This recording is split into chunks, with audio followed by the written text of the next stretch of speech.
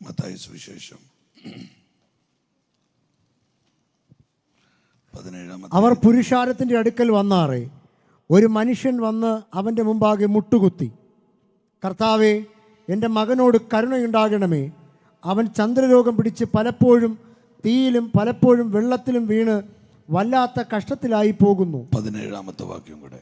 അതിന് യേശു, അവിശ്വാസവും കോട്ടവുമുള്ള തലമുറയെ, എത്രത്തോളം ഞാൻ നിങ്ങളോട് കൂടെ ഇരിക്കും, എത്രത്തോളം നിങ്ങളെ സഹിക്കും, അവനെ എൻ്റെ അടുക്കൽ കൊണ്ടുവരുവീൻ എന്നുത്തരം പറഞ്ഞു. ആ വാക്യം നമുക്കൊന്ന് ചേർന്ന് പറയാം. അവിശ്വാസവും കോട്ടവുമുള്ള തലമുറയെ, ഞാൻ എത്രത്തോളം നിങ്ങളോട് കൂടെ ഇരിക്കും, ഞാൻ എത്രത്തോളം നിങ്ങളെ സഹിക്കും. ചൂട് ഉച്ചത്തിൽ പറയാൻ പറ്റുമോ? അവിശ്വാസവും കോട്ടവുമുള്ള തലമുറയെ, ഞാൻ എത്രത്തോളം നിങ്ങളോട് കൂടെ ഇരിക്കും, ഞാൻ എത്രത്തോളം നിങ്ങളെ സഹിക്കും. ഒന്നോട് പറഞ്ഞു വയ്ക്കുക. അവിശ്വാസവും, മനഃപൂർവ്വം മിണ്ടാതിരിക്കുന്നവർക്കായിട്ട് സ്തോത്രം. വായി തുറന്ന് പറഞ്ഞോളൂ.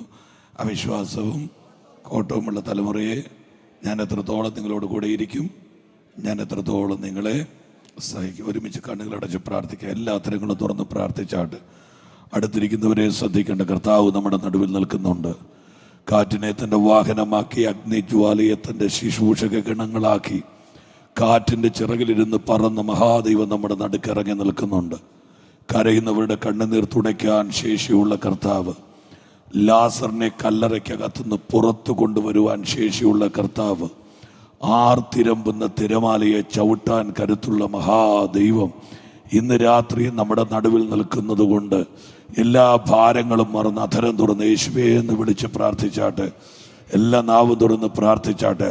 പറ്റുമെങ്കിൽ നിങ്ങളുടെ ആ കരങ്ങളെ ഒന്ന് ചേർത്തടിച്ച് ഒരു നിമിഷം ഒന്ന് ആരാധിക്കാൻ, ശബ്ദമുയർത്തി ആരാധിച്ചാട്ടെ, ശബ്ദമുയർത്തി ആരാധിച്ചാട്ടെ. ഇത്രയും പേര് ആരാധിച്ചാൽ ഇതല്ല ശബ്ദമെന്ന് എനിക്കറിയാം. ശക്തിയോടെ ആരാധിച്ചാട്ടെ.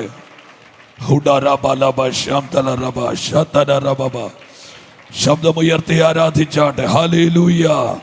കോട്ടകളെ ഇടിക്കുന്ന, പൈശാചിക പോരുകളെ തകർക്കുന്ന, അന്ധകാരത്തിന്റെ വേലിയേറ്റങ്ങളെ തകർക്കുന്ന, ഇരുട്ടിന്റെ സമരാധിപത്യങ്ങളെ മുടിക്കുന്ന, പൈശാചിക മണ്ഡലങ്ങളെ കാലിന്റെ കീഴിൽ മെതിക്കുന്ന, പാമ്പുകളെ, തേളുകളെ, ശത്രുവിന്റെ സകല ബലത്തെയും ചവിട്ടുന്ന, ഈ പട്ടണത്തിൽ വാഴുന്ന അശുദ്ധ ശക്തികളെ ചവിട്ടുന്ന, ശാപത്തിന്റെ അടിവേരിനെ പറിക്കുന്ന, ഓ ജീസസ്.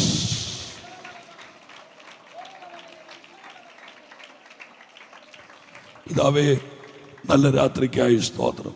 ഞങ്ങളെ അനുഗ്രഹിക്കണമേ യേശുവിൻ നാമത്തിൽ തന്നെ. ചേർന്ന് കരങ്ങളെ ഉയർത്തി കർത്താവിനൊരു ഹല്ലേലൂയ പറഞ്ഞാട്ട്.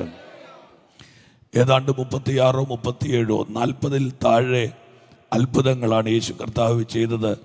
4 സുവിശേഷങ്ങളിൽ നമുക്ക് കിട്ടിയിരിക്കുന്നത്.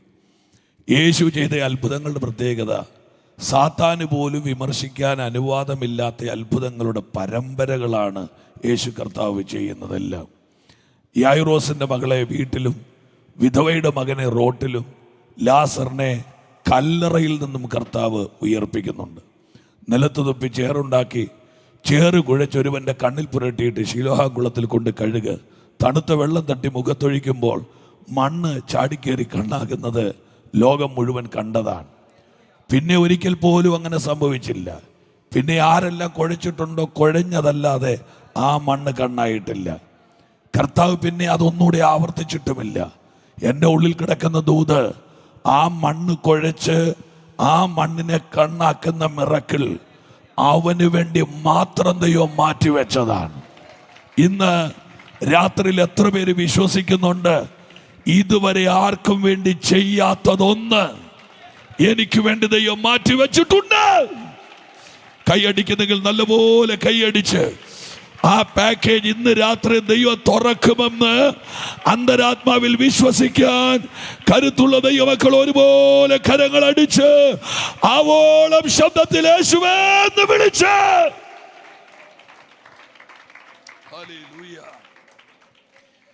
ഇനി വളരെ ഗൗരവമായി നിങ്ങൾ ഈ ദൂത് കേൾക്കാൻ പറ്റുമെങ്കിൽ കേൾക്കുക.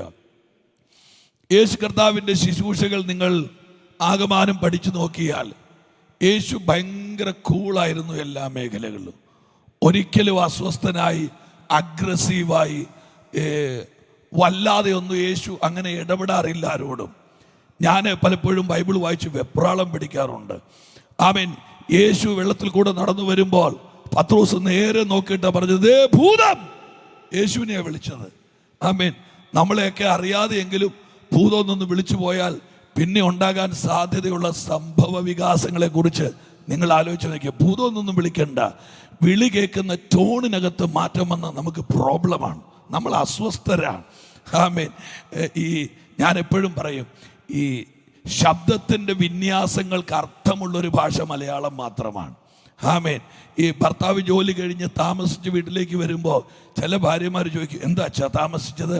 ആ ടോൺ എൻക്വയറി മൈൻഡാണ്, എന്തുകൊണ്ടാണ് താമസിച്ചത്? രണ്ടാമത് വേറൊരാൾ ചോദിക്കും, എന്താ താമസിച്ചത്? അതൊരു ക്രൗര്യത്തിൻ്റെ ഭാഷയാണ്, ഇപ്പം നിന്നോട് പറയാൻ മനസ്സില്ല, എന്ത് ചെയ്യുമെന്ന് ചില ഭർത്താക്കന്മാർ ചോദിക്കും. ഇനി മൂന്നാമതൊരു ചോദ്യമുണ്ട്, എന്താ താമസിച്ചത്? ആ ആട്ടിയുള്ള വർത്താനം തന്നെ നെഗറ്റീവാണ്, പറഞ്ഞു തീരുന്നതിന് മുമ്പ് അട്ടി തലേ വീണിരിക്കും. അതിൻ്റെ അർത്ഥം എന്താണെന്നറിയോ? ഈ ശബ്ദത്തിൻ്റെ വിന്യാസങ്ങൾക്ക് ഇതുപോലെ അർത്ഥമുള്ള ആമേൻ വേറൊരു ഭാഷ ഉണ്ടോയെന്ന് പോലും എനിക്കറിയില്ല. ആമേൻ. നിങ്ങൾ യേശുവിൻ്റെ പ്രതികരണങ്ങൾ നിങ്ങളൊന്ന് ശ്രദ്ധിച്ചു നോക്കിയേ, ഭയങ്കര കൂളാണ്. എന്നെ ഗൗരവമായിട്ട് കേൾക്കണേ. എനിക്ക് ആ ദൂതിലൊന്നും എത്തപ്പെടാനുള്ള തത്രപ്പാടില്ല. ഞാൻ യേശു കർത്താവിനെ നോക്കി വെച്ച് കടലിന് മേളിക്കൂടെ നടന്നു വരികയാണ്. നടന്നു വരുമ്പോൾ 9 മണിക്കൂർ മുമ്പ് കെട്ടിപ്പിടിച്ച് ഉമ്മ കൊടുത്തു വെച്ച് പോകുന്നതാ. എനിക്ക് അന്നാ ഒരു കാര്യം മനസ്സിലായത്, 9 മണിക്കൂർ വള്ളം ഇളകിയാൽ കർത്താവിനെ പോലും നമുക്ക് ഭൂതമായിട്ട് തോന്നും. ഞാൻ പറഞ്ഞു മനസ്സിലായോ? മനോനില തെറ്റിപ്പോകാൻ 9 മണിക്കൂറത്തെ പ്രശ്നം മതി. ഇന്ന് ഈ 21 ദിവസം ഇവിടെ മാക്സിമം ആരാധിച്ചിട്ട് 22ാമത്തെ ദിവസം ഒരു പ്രശ്നം വന്ന് 10 മണിക്കൂർ അതിനകത്ത് കിടന്ന് കറങ്ങിക്കഴിയുമ്പോൾ നമ്മുടെ പാട്ടും പോയി, നമ്മുടെ പ്രാർത്ഥനയും പോയി, നമ്മുടെ കാഴ്ചപ്പാടും പോയി, എല്ലാം പോയി. പത്രോസ് യേശുവിനെ വിളിക്കുക, അതേ ഭൂതം. നിങ്ങൾ യേശു ആ വിഷയത്തെ കൈകാര്യം ചെയ്തത് കണ്ടായിരുന്നോ? ആ കർത്താവ് പറയാ, പത്രോസെ ഭൂതമല്ല, ഞാനാണ്. തീർന്നു. ഇങ്ങനെ ചില കാര്യങ്ങളെ കൈകാര്യം ചെയ്തിരുന്നെങ്കിൽ കേരളത്തിലെ 1000 സഭ പൊട്ടാതെ അവിടെ നിന്നേനെ. ഇവിടുത്തെ ഒരു 15,000 കുടുംബങ്ങൾ നശിക്കാതെ അവിടെ തന്നെ നിന്നേനെ. ഞാൻ യേശുവിനോട് ചോദിച്ചു, അങ്ങേക്ക് ഒട്ടും കേൾക്കാൻ ഇഷ്ടമില്ലാത്തൊരു വിളിയല്ലേ പത്രോസ് വിളിച്ചത്? ഭൂതമാണെന്ന്. കർത്താവ് എൻ്റെ ഹൃദയത്തിൽ തന്ന മറുപടി ഞാൻ പറയാം, ഞാൻ യേശു അന്ന് എനിക്ക് ഉറപ്പുണ്ടെങ്കിൽ.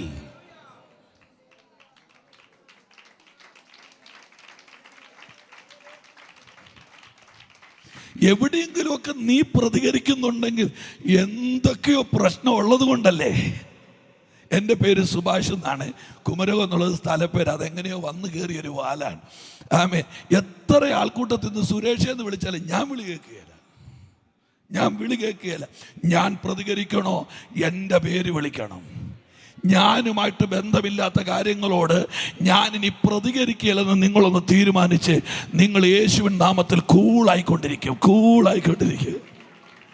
അയ്യോ, എന്നെ ഉണങ്ങിയ കയ്യടിയല്ലേ. ഹല്ലേലൂയ.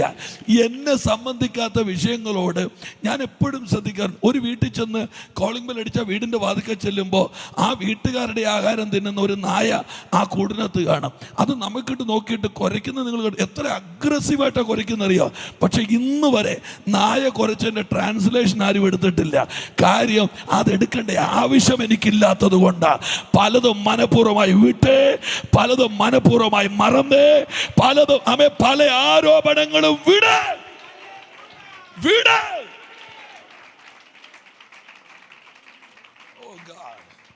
എനിക്ക് മുൻപോട്ട് പോയേ പറ്റത്തുള്ളൂ.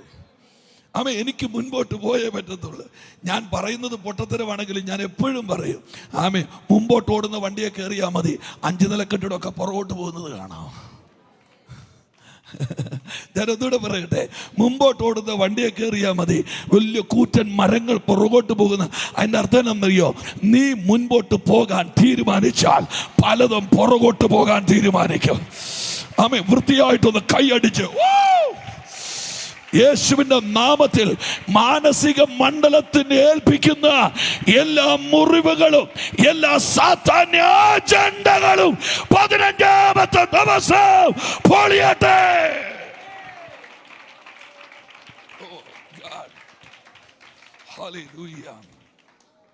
ഞാൻ ആ ഭാഗം ഒന്ന് പറഞ്ഞു വരട്ടെ. യേശു ഭയങ്കര കൂളാൻ. പത്രോസേ, ഭൂതമല്ല, ഞാനാണ്. കർത്താവ് ആ വിഷയം വിട്ടു. ഇനി ഞാൻ രാവിലെ പറഞ്ഞു, ആകെ 12 പേരുള്ളതിൻ്റെ കൂട്ടത്തിൽ നിന്ന് 6 കൊണ്ടാണ് പത്രോസ് പോയത്. ഓർക്കുന്നുണ്ടോ? ഒറ്റ വാക്കി പറഞ്ഞ 12 പേരുള്ള സഭയിൽ നിന്ന് 6 പേരെയും കൊണ്ട് പോയാൽ അതിൻ്റെ പച്ച മലയാളം പകുതിയും കൊണ്ട് പോയെന്നാണ്. നിങ്ങൾ കേട്ടില്ലല്ലേ? നേരെ ഒരു ചർച്ചിന്റെ പകുതിയും പൊളിച്ചുകൊണ്ട് പോയെന്ന്. ആമേൻ. എന്നിട്ട് കർത്താവ് നടന്ന് കടപ്പുറത്ത് എത്തിച്ച് കുഞ്ഞേന്ന് വിളിച്ച വിളി കേട്ടോ. നമ്മളാണെ പ്രാഗിയവനെ ഒരു അറ്റത്തെത്തിച്ചേനെ. നശിച്ചവനെ, ഞാൻ ഉദരവും കുടലും ഉണക്കി ഉണ്ടാക്കിയ സഭ പൊട്ടിച്ചുകൊണ്ട് പോയവനെ, ഹല്ലേലൂയ, ഹല്ലേലൂയ പോലും നെഗറ്റീവായിട്ടേ പുറത്തു വരുള്ളൂ. ആമേൻ. നിങ്ങൾ, എനിക്ക് ഈ വാക്യം ഒന്ന് വ്യാഖ്യാനിക്കാൻ എങ്ങനെ തത്രപ്പെടുന്നത്? യേശു കൂളാണ്. കുഞ്ഞേ, കൂട്ടാൻ വല്ലതുണ്ടോ? എൻ്റെ മലയാളം ട്രാൻസ്ലേഷൻ എന്നറിയോ? എന്നെ വിട്ടുപോയിട്ട് നീ എന്തെങ്കിലും നേടിയോ? അതാ ചോദ്യം. ഞാൻ ആ വാക്യം പ്രസംഗിക്കുമ്പോൾ ഞാനൊരു പൊട്ടനെ പോലെ സ്റ്റേജിൽ കിടന്ന് ചാടും. എൻ്റെ കാര്യം എന്നാണെന്നറിയോ? പത്രോസിൻ്റെ വള്ളമുണ്ട്, മീനില്ല. പത്രോസിൻ്റെ വലയുണ്ട്, മീനില്ല. പത്രോസ് കിടക്കുന്നത് കടലില, മീനില്ല. കർത്താവ് നിൽക്കുന്ന കരയില, കൈ മീനുണ്ട്. കർത്താവിൻ്റെ വലയില്ല, കയ്യിൽ മീനുണ്ട്. കർത്താവിൻ്റെ വള്ളം എന്ന് പറഞ്ഞാൽ അവൻ കടലിൽ പോയ നിനക്ക് കിട്ടാത്ത മീൻ കരയ്ക്ക് നിന്ന് പിടിച്ചു വറക്കാൻ.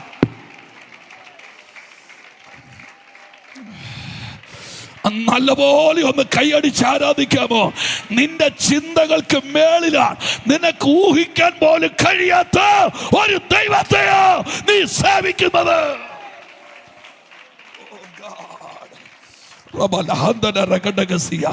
ഞാൻ ഈ ക്രൈസ്റ്റ് സെന്റർ ചർച്ചിനോട് പറയാം, 24-25 നിങ്ങൾ വിശ്വസിക്ക്. കേരളത്തിന് ചിന്തിക്കാൻ കഴിയാത്ത മിറക്കിളുകളിലേക്ക് സഭ ടേക്ക് ഓഫ് ചെയ്യാൻ പോകുകയാൽ. Come on, വിശ്വസിക്കാൻ പറ്റുന്നവർ ഒരുമിച്ച്.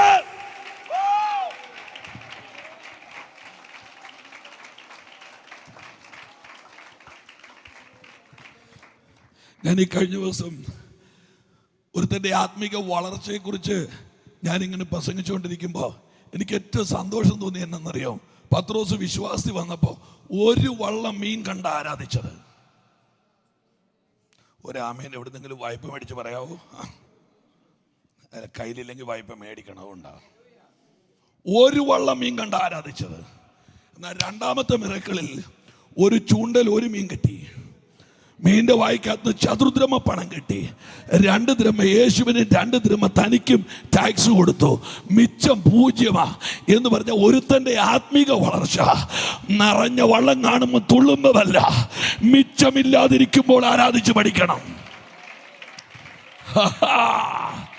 സീറോയിലേക്ക് വരുമ്പോൾ അവൻ എൻ്റെ ദൈവമാണെന്ന് പറഞ്ഞ് ഇന്നത്തെ എൻ്റെ ചരിത്രത്തെ പൊളിച്ചെഴുതാൻ.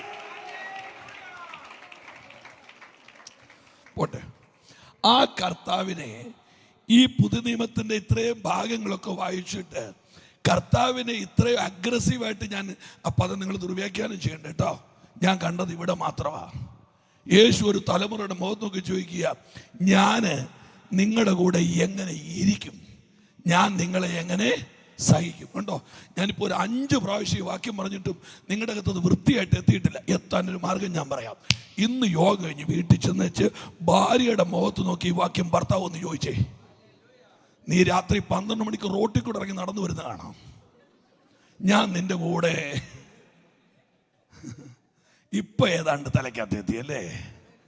ഇതാ എന്തോ ചെയ്യാൻ. ഞാൻ നിന്നെ എങ്ങനെ സഹിക്കും? ഞാൻ എങ്ങനെ നിന്റെ കൂടെ ഇരിക്കും? ഇത്രയും ഭീകരമായ ചോദ്യമായി യേശു ചോദിച്ചത്. ഇപ്പോൾ ലൈറ്റ് കത്തിയെങ്കിൽ എനിക്കിനി ബാക്കി പ്രസംഗിക്കാം.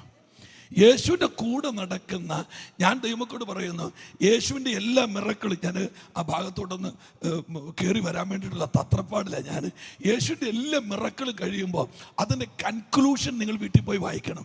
യേശു പറഞ്ഞൊരു വാക്കണെന്നറിയോ? ശിഷ്യന്മാർ എന്നിൽ വിശ്വസിപ്പാൻ ഇടയാകുമല്ലോ. അപ്പൊ യേശുവിന്റെ ഏറ്റവും വലിയ ലക്ഷ്യം എന്നാണെന്നറിയോ? ലാസർ ഉയർക്കുന്നതിനേക്കാൾ ഒരു തലമുറയുടെ അകത്ത് ഫെയ്ത്ത് വർദ്ധിക്കുന്നതാണ്.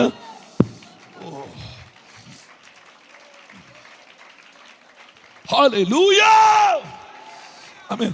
രണ്ട് വാക്കുകൾ നമ്മൾ സ്ഥിരം ഉപയോഗിക്കുന്ന രണ്ട് വാക്കുകൾ. ഒന്ന് പ്രോഡക്റ്റ്, തൻ്റെ ഈ പ്രസംഗപീഠം പ്രോഡക്റ്റ്, ഈ ബോക്സ് പ്രോഡക്റ്റ് ആണ്. എന്നാൽ വേറൊരു വാക്കുണ്ട് പ്രൊഡ്യൂസർ എന്ന് നമ്മൾ പറയുന്ന ഒരു സാധനം ഇല്ലേ.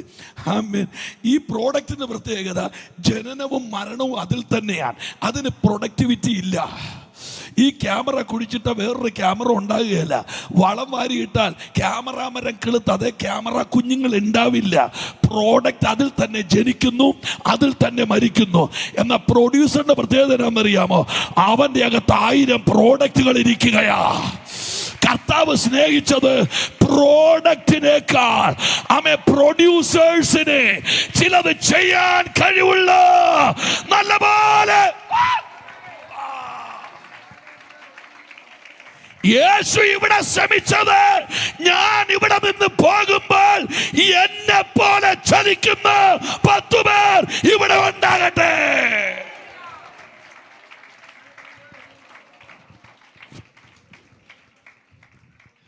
ഞാനൊരു വാക്ക് കയറ്റി പറയുമ്പോൾ നിങ്ങൾ എന്നോട് ക്ഷമിച്ചേക്കണം. 250 പെന്തിക്കോസ് പാവകളെ ഉണ്ടാക്കാനല്ലായിരുന്നു യേശു ഇവിടെ നിന്നത്. 250 യേശുമാരെ രംഗത്ത് കൊണ്ടുവരാ.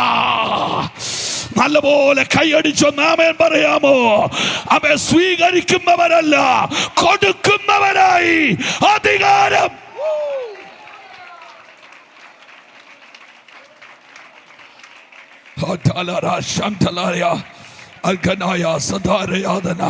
ഞാൻ അസാധാരണമായ ഒരു ദൈവമഹത്വം എനിക്ക് അനുഭവിക്കാൻ പറ്റുന്നുണ്ട്. Something going to happen. കർത്താവ് ഈ ദിവസങ്ങൾ എന്തോ ചെയ്യാൻ പോകുകയാണ്. ഞാൻ ഒരു വാക്ക് പറയാ, പിശാചിന് ഊഹിക്കാൻ കഴിയാത്ത ഒരു ജനറേഷൻ എഴുന്നേറ്റ് വരാൻ പോകുകയാ.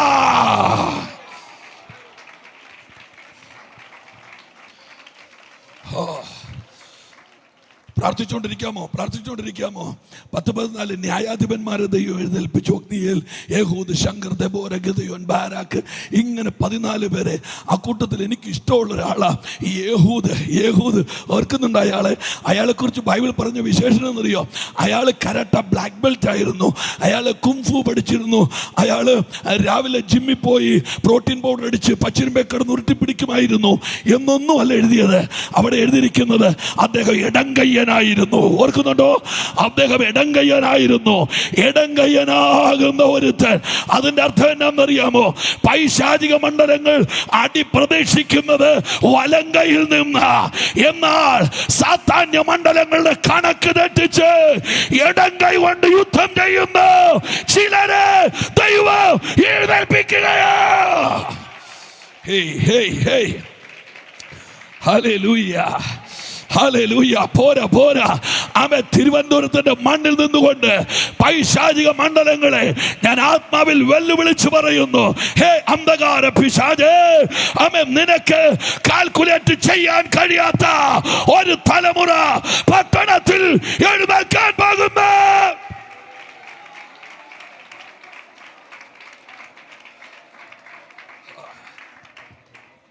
ഇസ്രായേലിനെ ഭൂനിരപ്പിൽ നിന്ന് ഇല്ലാതെയാക്കുമെന്ന് പറഞ്ഞ് ഇസ്രായേലിന്റെ ചുറ്റുമുള്ള ശക്തികൾ അരക്കച്ച മുറുക്കി ആയുധമെടുത്ത് ആ ജനതയെ ഇല്ലാതാക്കി കളയാൻ വാദിച്ചപ്പോൾ, ഓർക്കുന്നുണ്ടോ നിങ്ങളെ വാറ് ചരിത്രത്തിൽ വായിച്ചിട്ടില്ലേ? ഗോലാൻ കുന്നിന്റെ മേളിൽ നിന്ന് ആടുകളുടെ തലയിൽ ലൈറ്റ് വെച്ച് കെട്ടി ഇടയന്മാരെ കൊണ്ട് ആടുകളെ മലമുകളിൽ നിന്ന് താഴേക്ക് ഓടിച്ചിറക്കിയപ്പോൾ അത് സൈന്യമാണെന്ന് പറഞ്ഞ് ശത്രുരാജ്യങ്ങൾ ആ മേഖലയിൽ ഫോക്കസ് ചെയ്യുമ്പോൾ ഇസ്രായേലിലെ ഫൈറ്ററുകൾ പറന്നു പൊങ്ങി അന്യ രാജ്യങ്ങളുടെ എയർപോർട്ടുകൾ കത്തിച്ചതുപോലെ എഴുതി വെച്ചോ, സാത്താന്യ മണ്ഡലങ്ങളെ കബളിപ്പിക്കുന്ന ഒരു തലമുറ എഴുന്നേൽക്കാം.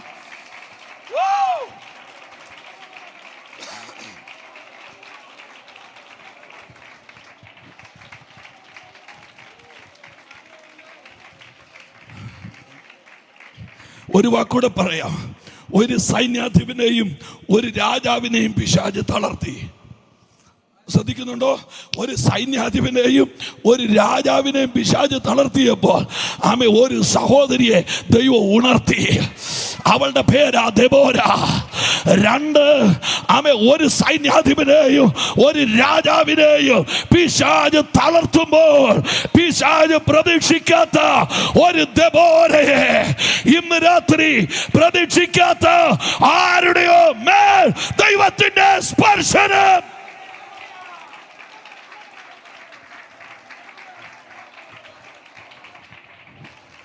നല്ലപോലെ കൈയടിച്ച് ആരാധിക്കാമോ? നല്ലപോലെ കൈയടിച്ച് ആരാധിക്കാമോ? ഹോളി സ്പിരിറ്റ്,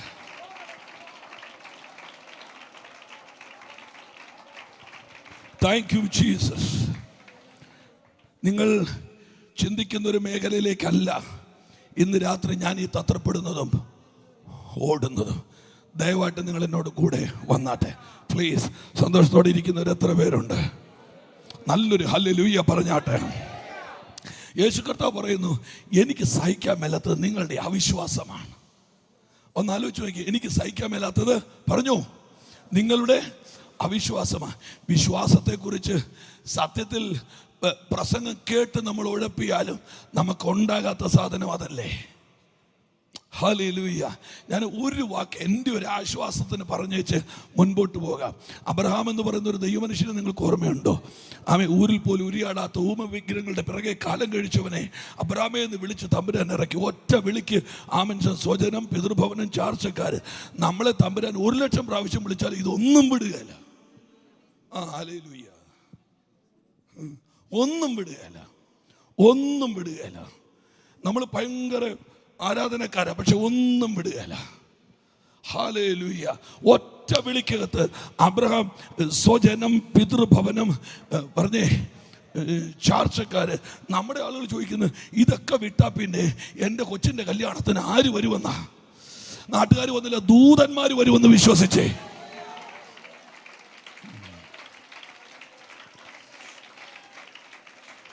യഹൂദന്മാരുടെ ഈ പ്രസവ നിയമത്തിനകത്ത് 1, സ്ത്രീകൾക്ക് പ്രസവിക്കാൻ ഒരു ഒളിവിടം ആവശ്യമുണ്ട്. 2, അവർക്കൊരു നേഴ്സ്, മലയാള ഭാഷ പറയുന്നത് ക്ഷമിച്ചേക്കണേ, വയറ്റാട്ടി എന്ന് നാം വിളിക്കുന്ന ഒരു നേഴ്സിനെ അവർക്ക് വേണം. 3, യഹൂദന്മാർക്കൊരു തലമുറയുണ്ടായാൽ പട്ടിയുടെയോ കിളിയുടെയോ എലിയുടെയോ ഒച്ച കൊച്ചിൻ്റെ ചെവി കേൾക്കുന്നതിന് മുമ്പ് ന്യായപ്രമാണത്തിൻ്റെ പാട്ട് പാടി കൊച്ചിൻ്റെ ചെവിയിൽ എത്തിക്കണം. കാര്യം, ഒരു കൊച്ചിൻ്റെ ചെവിയിൽ ആദ്യം കേൾക്കേണ്ടത് അയൽവക്കത്തെ വീട്ടിലെ അങ്കിളിന്റെ തെറിയല്ല, മറിച്ച് ന്യായപ്രമാണത്തിന്റെ പാട്ടാണ്. ശ്രദ്ധിച്ചേ, ഇതിന് 3നും സാഹചര്യം ഇല്ലാത്തൊരു പ്രസവം നടന്നായിരുന്നു പലസ്തീൻ നാട്ടിൽ. ഏതാണെന്നറിയാമോ? യേശുവിൻ്റെ അമ്മ മറിയയുടെ വയറ് നിറഞ്ഞ് കഠിനവേദനയിൽ താങ്ങിപ്പിടിച്ച് വഴിയോരത്തൂടെ ഒരു ഉലകത്തിൻ്റെ ഉടമസ്ഥനെ ചുമന്നുകൊണ്ട് പോകുന്ന പാവം ഒരു സ്ത്രീയുടെ മാനസികാവസ്ഥ നിങ്ങൾ കണ്ടോ? ഹല്ലേലൂയ. നിറവയറുള്ള പെണ്ണുമായിട്ട് യോസഫ് പോകുമ്പോൾ കണ്ട നാട്ടുകാർ വെച്ച്, എന്നിട്ട് നീ കല്യാണം അറിയിച്ചില്ലല്ലോടാ എന്നുള്ള ചോദ്യത്തിന് ഒരുമാതിരി വല്ലാത്ത ചിരിച്ചോണ്ട് ആ മനുഷ്യൻ പോയത് നിങ്ങൾ കണ്ടോ? ഹല്ലേലൂയ. കൊണ്ടു ചെല്ലുന്നു. വഴിയമ്പലത്തിൽ ഇടം കിട്ടിയില്ല. പക്ഷെ ഞാൻ നിങ്ങളൊരു കാര്യം പറയാ, പ്രസവിക്കുന്നത് ഉലകത്തിന്റെ ഉടമസ്ഥനെയാണെങ്കിൽ വെളിമ്പ്രദേശത്ത് മറവിടമുണ്ടാക്കാൻ. ഇതൊക്കെ ഞാൻ ആരോട് പറയാനാ? മറിയ മനസ്സിൽ കുറിച്ചു, ഞാൻ എവിടെയും പ്രസവിക്കാം, ഇനി എനിക്ക് വയറ്റാട്ടിയോ നേഴ്സോ വേണ്ടെന്നേ, അതൊക്കെ തമ്പുരാൻ നോക്കിക്കോളൂ. എന്നാൽ 3ാമത്തെ അപകടമുണ്ട്. ന്യായപ്രമാണത്തിന്റെ പാട്ട് പാടാൻ അന്ന് ഷാരോണും ഇല്ല, സാംസണും അവിടെ ഇല്ല. അന്ന് പാട്ട് പാടാൻ ഇവിടുത്തെ വർഷിപ്പ് ലീഡേഴ്സ് ആരുമില്ല. അങ്ങേക്കാൾ വേറെ ഒന്നിനെ പാടാൻ അവിടെ ആരുമില്ല. ഈ മറിയയുടെ കണ്ണ് ചെറുതായിട്ടൊന്ന് നിറയുന്നുണ്ട്. അയ്യോ, ഞാൻ പ്രസവിക്കുന്ന കുഞ്ഞിന്റെ കാതിൽ ന്യായപ്രമാണത്തിന്റെ പാട്ടുപാടാൻ ഒരു മ്യൂസിക് ടീം ഇല്ലല്ലോ എന്ന് ചിന്തിക്കുമ്പോൾ ലോകം കണ്ട ഏറ്റവും വലിയ വർഷിപ്പ് ടീം ദൂതന്മാർ, ഏഞ്ചൽസ്. ലൂസിഫറിനെ തോൽപ്പിക്കുന്ന വേറെ ഒരു സെറ്റ് ദൂതന്മാർ.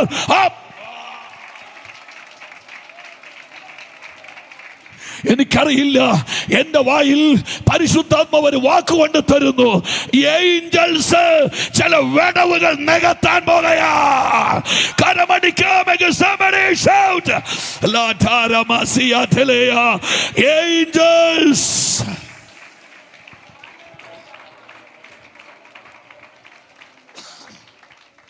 Hallelujah, hallelujah. വിശ്വാസം എന്ന ആ വാക്കിൻ്റെ ഉള്ളിൽ തട്ടി ഒരു കാര്യം മാത്രം പറഞ്ഞ് മുൻപോട്ട് പോകാം. നിങ്ങളെല്ലാവരും സന്തോഷത്തോടെയാണോ ഇരിക്കുന്നത്? ചിലർ കണ്ണടച്ച് ധ്യാനിക്കുന്നുണ്ട്. കർത്താവേ, ദൂത് അവരോട് ഇടപെടണമേ എന്ന് ഞാൻ ആഴത്തിൽ പ്രാർത്ഥിക്കുന്നു. ഹല്ലേലൂയ. ആകെ ഇനി 4-5 ദിവസവും കൂടെ യോഗമുള്ളു. എൻ്റെ ഭാഷ പറഞ്ഞാൽ കണ്ണ് തുറന്നു പിടിച്ചാൽ പോരാ, കണ്ണ് മിഴിച്ചിരിക്കേണ്ട സമയമായത്. കാര്യം യോഗം തീരുക. ആമേ, ഒരു കൊയ്ത്ത് തീരുകയാ. എത്ര പേരുടെ കൂടെ ഉണ്ട്? ആമേൻ പറഞ്ഞാട്ടെ. ഞാൻ പ്രാർത്ഥിക്കുന്നു, ആമേ, 365 ദിവസവും യോഗം നടക്കുന്ന ഒരു സഭയായി ക്രൈസ്റ്റ് സെന്റർ മാറട്ടെ.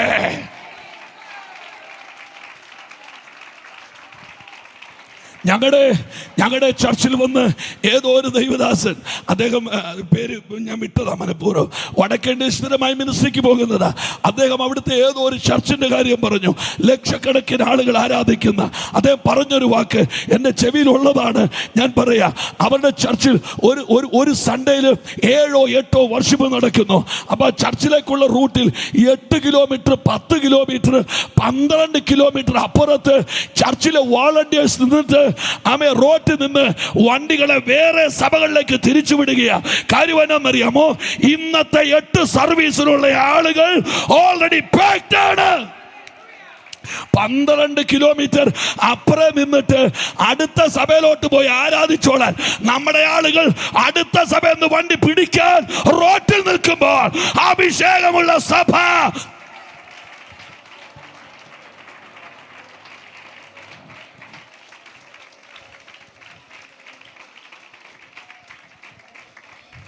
പതിനഞ്ചാമത്തെ ദിവസത്തെ കയ്യടി ഇതാണെങ്കിൽ 1-ാമത്തെ ദിവസത്തെ കയ്യടിയെ കുറിച്ച് ആലോചിച്ച് ഞാൻ സങ്കടപ്പെടുക. നിങ്ങൾ ഓർത്ത് വയ്ക്ക്, 365 ദിവസവും ആരാധന നടക്കുന്ന ഒരു സഭയായി. വിശ്വസിക്കുന്നതിന് tax അടയ്ക്കണ്ട. Come on. Hallelujah. Hallelujah. ഇപ്പോ ഞാൻ അവിടെ ചേർന്നിരുന്നപ്പോൾ ഞാൻ ടി വിയിൽ ഒരു ഇത് കണ്ടു. KL5 ഏതാണ്ട് ഇത്ര ആ വണ്ടി എമർജൻസി മാറ്റിയിടണം. നിങ്ങൾ അവരുടെ കുറ്റമല്ല. അവർ ഈ ആത്മാവിൽ വന്ന് വണ്ടി നിർത്തുന്നത് കൊണ്ട് എങ്ങനെയെങ്കിലും ചർച്ചയ്ക്ക് കയറാനുള്ള വെപ്രാളത്തിൽ താക്കോല് പോലും എടുക്കാതെ ഓടി ഓട്ടോ. കാര്യം എന്നറിയോ? വേഗം വന്ന് കയറി ഉറങ്ങണ്ടേ. ആ പരവേശത്തിൽ കിട്ടിയിടത്ത് വണ്ടി തട്ടിയേച്ച് അവർ ഓടിപ്പോകുന്നതാ. അതെന്തുകൊണ്ടാ ദൈവദാസന്മാരെ അങ്ങനെ ഒരു ബോർഡിനകത്ത് ഇടേണ്ടി വന്നത്? പാർക്കിങ്ങിന് ഇടകുറവായിട്ടല്ലേ? നിങ്ങൾ വിശ്വസിച്ച് അടുത്ത സീസണിൽ 3000 കാർ ഇടാൻ ശേഷിയുള്ള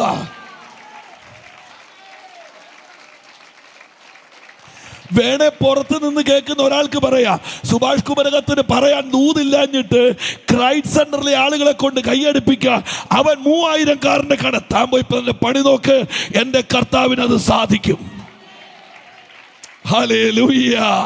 വിശ്വാസത്തോടെ പറഞ്ഞ് എന്റെ ദൈവത്തിന്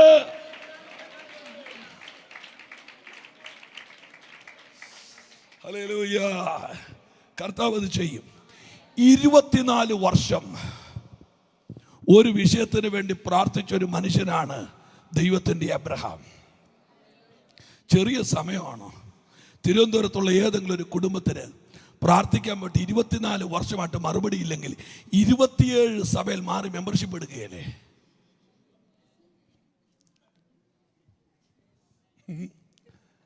ഞാൻ അവിടെ പ്രാർത്ഥനയ്ക്ക് പോയിട്ട് വിടുതലില്ല.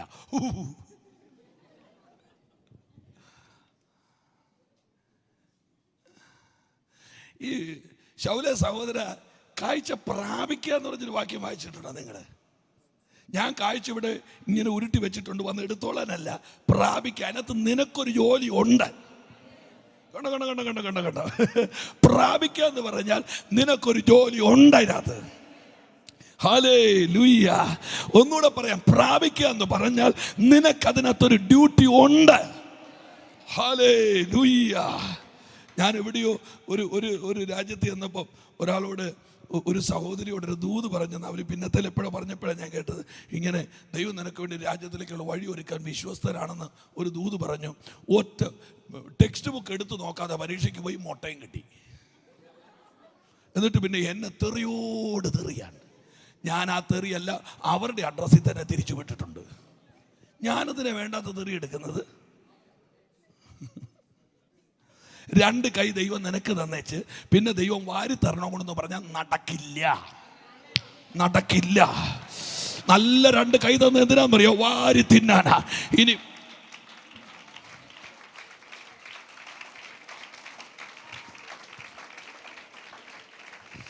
ഞാൻ ദൈവമക്കളുടെ വിശ്വാസത്തിന്റെ ഒരു കാലഘട്ടം അമുൽ ബേബിയായി ജീവിച്ചു. യോഗത്തിന് വന്നിച്ച് നിലാവത്തെ കോഴിക്കുഞ്ഞിരിക്കുന്ന പോലെ ഇങ്ങനെ ഇരിക്കണം. അടുത്തൊരു സീസണിൽ നീ ആക്റ്റീവായേ പറ്റൂ. പ്രാപിക്കേണ്ട സീസണിൽ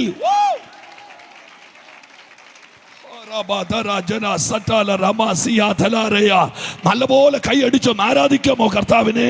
അടുത്തൊരു സീസണിൽ നിന്നെ മാനിക്കാൻ സ്വർഗത്തിലെ ദൈവത്തിന് കഴിയുമെന്ന്, അത് പ്രാപിക്കാൻ നിനക്ക് കഴിയുമെന്ന് വിശ്വാസമുണ്ടെങ്കിൽ. ഹല്ലേലൂയ, ആമേൻ. 2-ാം അധ്യായം അപ്പോസ്തല പ്രവൃത്തി പറയുന്നത് അവർ ലഹരി, ശ്രദ്ധിച്ചോളൂ, അവർ ലഹരി പിടിച്ചവരെ പോലെ. നിങ്ങൾ എന്നോട് ക്ഷമിക്കണേ, ഈ നാട്ടുപുറത്തൊക്കെ ചെന്ന് കാണും വൈകുന്നേരം മദ്യപിക്കാൻ വേണ്ടി പോകുന്ന ചേട്ടന്മാർ നല്ല വെള്ളമുണ്ടും വെള്ള ഷർട്ടും ഒക്കെ ഇട്ടുകൊണ്ട് റോഡിന്റെ സൈഡിൽ കൂടെ പോകുന്ന കണ്ടിട്ടുണ്ടോ?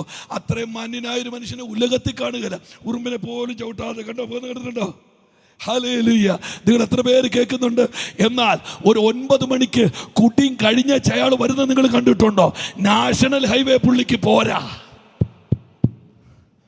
ഞാൻ പറഞ്ഞ മനസ്സിലായോ? ആത്മാവിൽ ലഹരി പിടിക്കുന്ന ഒരു തലമുറ ഈ കാലഘട്ടത്തിൽ എഴുന്നേറ്റ് വരട്ടെ.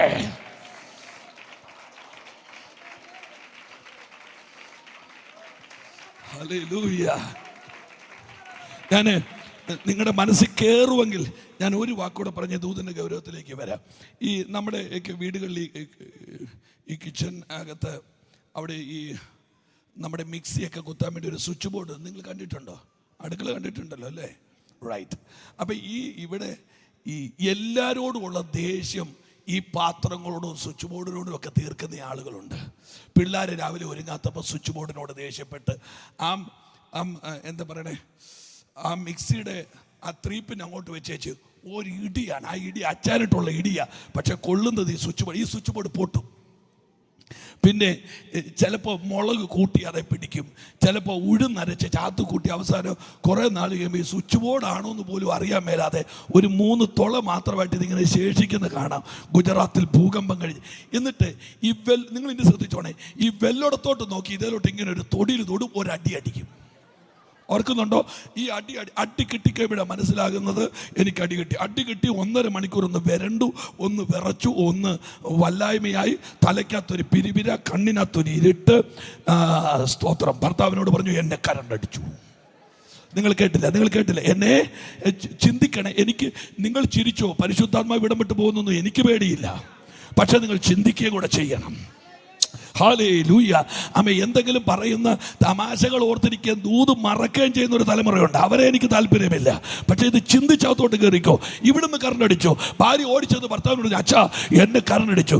പിറ്റേ ദിവസം അവർക്ക് പ്രസംഗിക്കാൻ സമയം കൊടുത്താൽ അവർ കരണ്ടിനെ കുറിച്ച് പ്രസംഗിക്കുന്ന എന്നായിരിക്കും അറിയാമോ? 1.5 മിനിറ്റ് ഒരു വിറവില്, 1.5 മിനിറ്റ് ഒരു പെരുപ്പ്, കണ്ണിനകത്തൊരു ഇരുട്ട്, കരണ്ട് കഴിഞ്ഞു. അതിന്റെ അർത്ഥം എന്താണെന്നറിയോ? കിട്ടി അടി ചെറിയ സ്വിച്ച് ബോർഡ് എന്ന അവരുടെ വെളിപ്പാട് എത്ര പ്രസംഗിച്ചാലും അവിടം വരെ വരത്തുള്ളൂ. എൻ്റെ അമ്മ, നിന്റെ അടുക്കളയിലെ സ്വിച്ച് ബോർഡ് അല്ല, നീ 11 കവിയെ തൊട്ട് നോക്കണം. വിവരറിയണമെങ്കിൽ ഹോളി സ്പിരിറ്റിനെ കുറിച്ച് നിനക്കറിയാൻ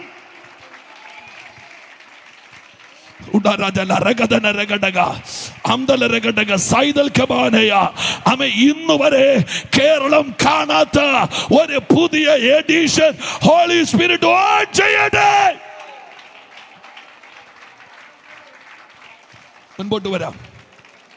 അബ്രഹാം 24 വർഷം പ്രാർത്ഥിച്ചു, മകനെ കർത്താവ് കൈ കൊടുത്തു. എനിക്ക് ആ കുടുംബത്തിൻ്റെ പ്രത്യേകത, അബ്രഹാമും സാറയും കൂടെ കണ്ണി നോക്കുമ്പോൾ ഇയാളെ കല്യാണം കഴിച്ചുകൊണ്ടാ എനിക്ക് മക്കൾ ഉണ്ടാകാത്തത് എന്ന് സാറയും, നിന്നെ കല്യാണം കഴിച്ച് അന്ന് തുടങ്ങിയതാടി എൻ്റെ പ്രശ്നമെന്ന് അബ്രഹാമും പറയാതെ കണ്ണി നോക്കി വെച്ച് അബ്രഹാം സാറയോട് പറഞ്ഞു, പേടിക്കണ്ട, എൻ്റെ ദൈവം ശക്തനാണ്. എബ്രായർ 11 സാറ അബ്രഹാമിനോട് പറഞ്ഞെന്നറിയോ? അങ്ങയുടെ ദൈവം ശക്തനാണെങ്കിൽ എൻ്റെ ദൈവം വിശ്വസ്തനാണ്. ഞാൻ ആരോടോ പ്രവചിച്ചു പറയുന്നു, ദൈവത്തിന്റെ ശക്തിയും ദൈവത്തിന്റെ വിശ്വസ്തതയും നിന്റെ വീടിനകത്ത് കൂട്ടിമുട്ടാൻ പോകുകയാണ്.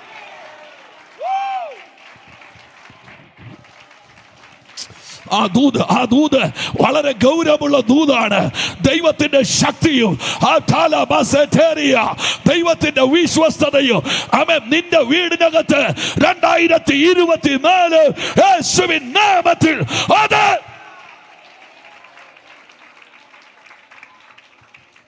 ശ്രദ്ധിച്ചോ. ആ തലമുറയെ കിട്ടി. ഒരു 30 വർഷം കഴിഞ്ഞപ്പോൾ ദൈവം ആ തലമുറയെ തിരിച്ചു ചോദിക്കുന്നു. ഒരു അബ്രഹാമിനോടും ഒരു കാലത്തും ദൈവം ചോദിക്കാത്ത ഒരു വല്ലാത്ത ചോദ്യം. അബ്രഹാമേ, എനിക്ക് അവനെ വേണം കംപ്ലീറ്റ്ലി ബേൺഡ്, മേളിൽ കൊണ്ടുവന്ന് അവനെ ചാരമാക്കണം. മോറിയയിലേക്ക് അവനെ കൊണ്ടുവന്ന് ചാരമാക്കണം. നിങ്ങളൊന്ന് ഓർത്ത് നോക്കിക്കേ. അബ്രഹാമിന്റെ പ്രത്യേകത കൈനീട്ടി മേടിക്കാൻ മാത്രമല്ല, കൈ അയച്ചു കൊടുക്കാനും അറിയാം. ഒരു വാക്ക് ഞാൻ കേട്ടി പറയാം, എന്തും കൊടുക്കാൻ അറിയാം. നല്ലപോലെ ആമേൻ പറയാമോ? 24 വർഷം പ്രാർത്ഥിച്ച് കിട്ടിയത് ദൈവം വെറുതെയാണോ പറഞ്ഞത്? അവൻ എന്റെ സ്നേഹിതനാണെന്ന്. നിങ്ങളൊന്ന് ആലോചിച്ച് നോക്കി. ആ മകനെ എനിക്ക് വേണമെന്ന് പറയണമെങ്കിൽ ആ പറയുന്ന ആളും ആ കേൾക്കുന്ന വ്യക്തിയും തമ്മിലുള്ള സ്വാധീനത്തിന്റെ ആഴത്തെക്കുറിച്ച് ആലോചിച്ചിട്ടുണ്ടോ? എൻ്റെ ഭാഷയിൽ പറഞ്ഞാൽ, ഞായറാഴ്ച വന്നിച്ച് വെട്ടം കണ്ടുവച്ച് പോകുന്ന ഒരു നോർമൽ ബിലീവർ ആയിരുന്നില്ല അബ്രഹാമാണെന്ന് ഞാൻ വിശ്വസിക്കുക. അബ്രഹാം അധികാലത്ത് എഴുന്നേൽക്കുന്നു, കഴുതയ്ക്ക് കോപ്പിടുന്നു, വിറക് കീറി അതിന് മേളിൽ വെക്കുന്നു, മകനെ പിടിക്കുന്നു.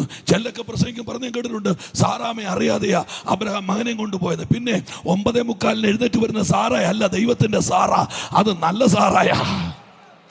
ആമേൻ പറഞ്ഞില്ല. സാറ അനുവദിക്കാതെ അല്ല കൊച്ചിനെ കൊണ്ടുപോയത്. സാറ വൃത്തിയായിട്ട് അത് അറിഞ്ഞിട്ടുണ്ട്. മകനെ കൊണ്ട് ഇനി ഒന്ന് കേൾക്കണേ പ്ലീസ്. മകനെ കൊണ്ട് നേരെ മേലോട്ട് കയറുക. പോകുന്നത് എങ്ങോട്ടാണെന്നറിയാമോ? മോറിയയുടെ നെറുകയിലേക്ക്. അബ്രഹാമിന്റെ കയ്യിലിരിക്കുന്നതെല്ലാം പ്രതിസന്ധിയുള്ള സാധനങ്ങളാ. കത്തുന്ന തീയ്, വെട്ടുന്ന വാള്, എരിയുന്ന വിറക്. നിങ്ങൾ കേട്ടില്ല?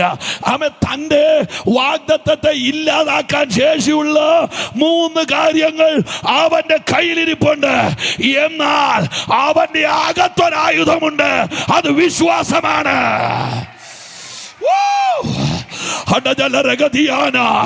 ഇന്ന് രാത്രി എഴുതി വെച്ചോ, വാളിന്റെ മൂർച്ച കുറയുന്നത് വിശ്വാസം ശക്തിപ്പെടുമ്പോൾ.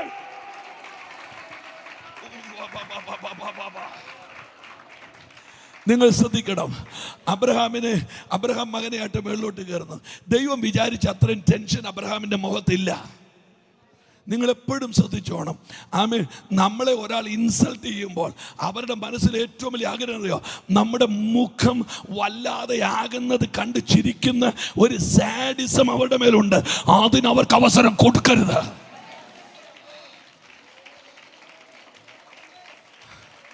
ഹല്ലേലൂയ. എവിടെയെങ്കിലും മാറിയിരുന്ന് നീ കണ്ണു തുടയ്ക്കുന്നത് കാണാൻ നാണം കെട്ട പിശാച് കാത്തിരിക്കുമ്പോൾ അവന് വിരുന്ന് കൊടുക്കരുത്. ഞാൻ രാവിലെ പറഞ്ഞില്ലേ, നുറുക്കപ്പെടുമെങ്കിൽ അത് ദൈവത്തിന്റെ കയ്യിലായിരിക്കണം. നിങ്ങൾ ഇന്ന് പകൽ തീരുമാനമെടുത്തേ, ഒരു പന്ന പിശാചിനും എന്റെ കരച്ചിൽ കാണാൻ ഞാൻ അവസരം കൊടുക്കില്ല. ഞാൻ കരയുമെങ്കിൽ അത് പ്രാർത്ഥനാ മുറിക്കകത്ത്.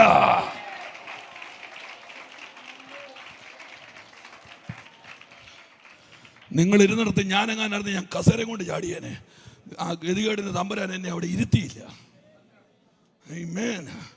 മകനെ കൊണ്ട് നേരെ മുകളിലോട്ട് കയറി പോകുമ്പോൾ ദൈവം അബ്രഹാമിനെ സ്കാൻ ചെയ്തു. കർത്താവേ, സമയം പോകുന്നു, ഞാൻ പെട്ടെന്ന് പറയാം. ദൈവത്തിന് മനസ്സിലായി, ഈ കളി ഞാനും ഇവനും തമ്മിൽ കളിച്ചാൽ ഇവൻ ജയിക്കും, ഞാൻ തോക്കും. നിങ്ങൾക്ക് ആ വാക്ക് ഇഷ്ടപ്പെട്ടിട്ടുണ്ടാവില്ല. കാര്യം എന്നാണെന്നറിയാമോ? ദൈവം അബ്രഹാമിനെ നോക്കിയപ്പോൾ മോറിയയുടെ നെറുകയിൽ മകന്റെ കഴുത്ത് വെട്ടണം. ഇത് ഈ മനുഷ്യന് നല്ലപോലെ അറിയാം. നിങ്ങൾ കേൾക്കുന്നുണ്ടോ?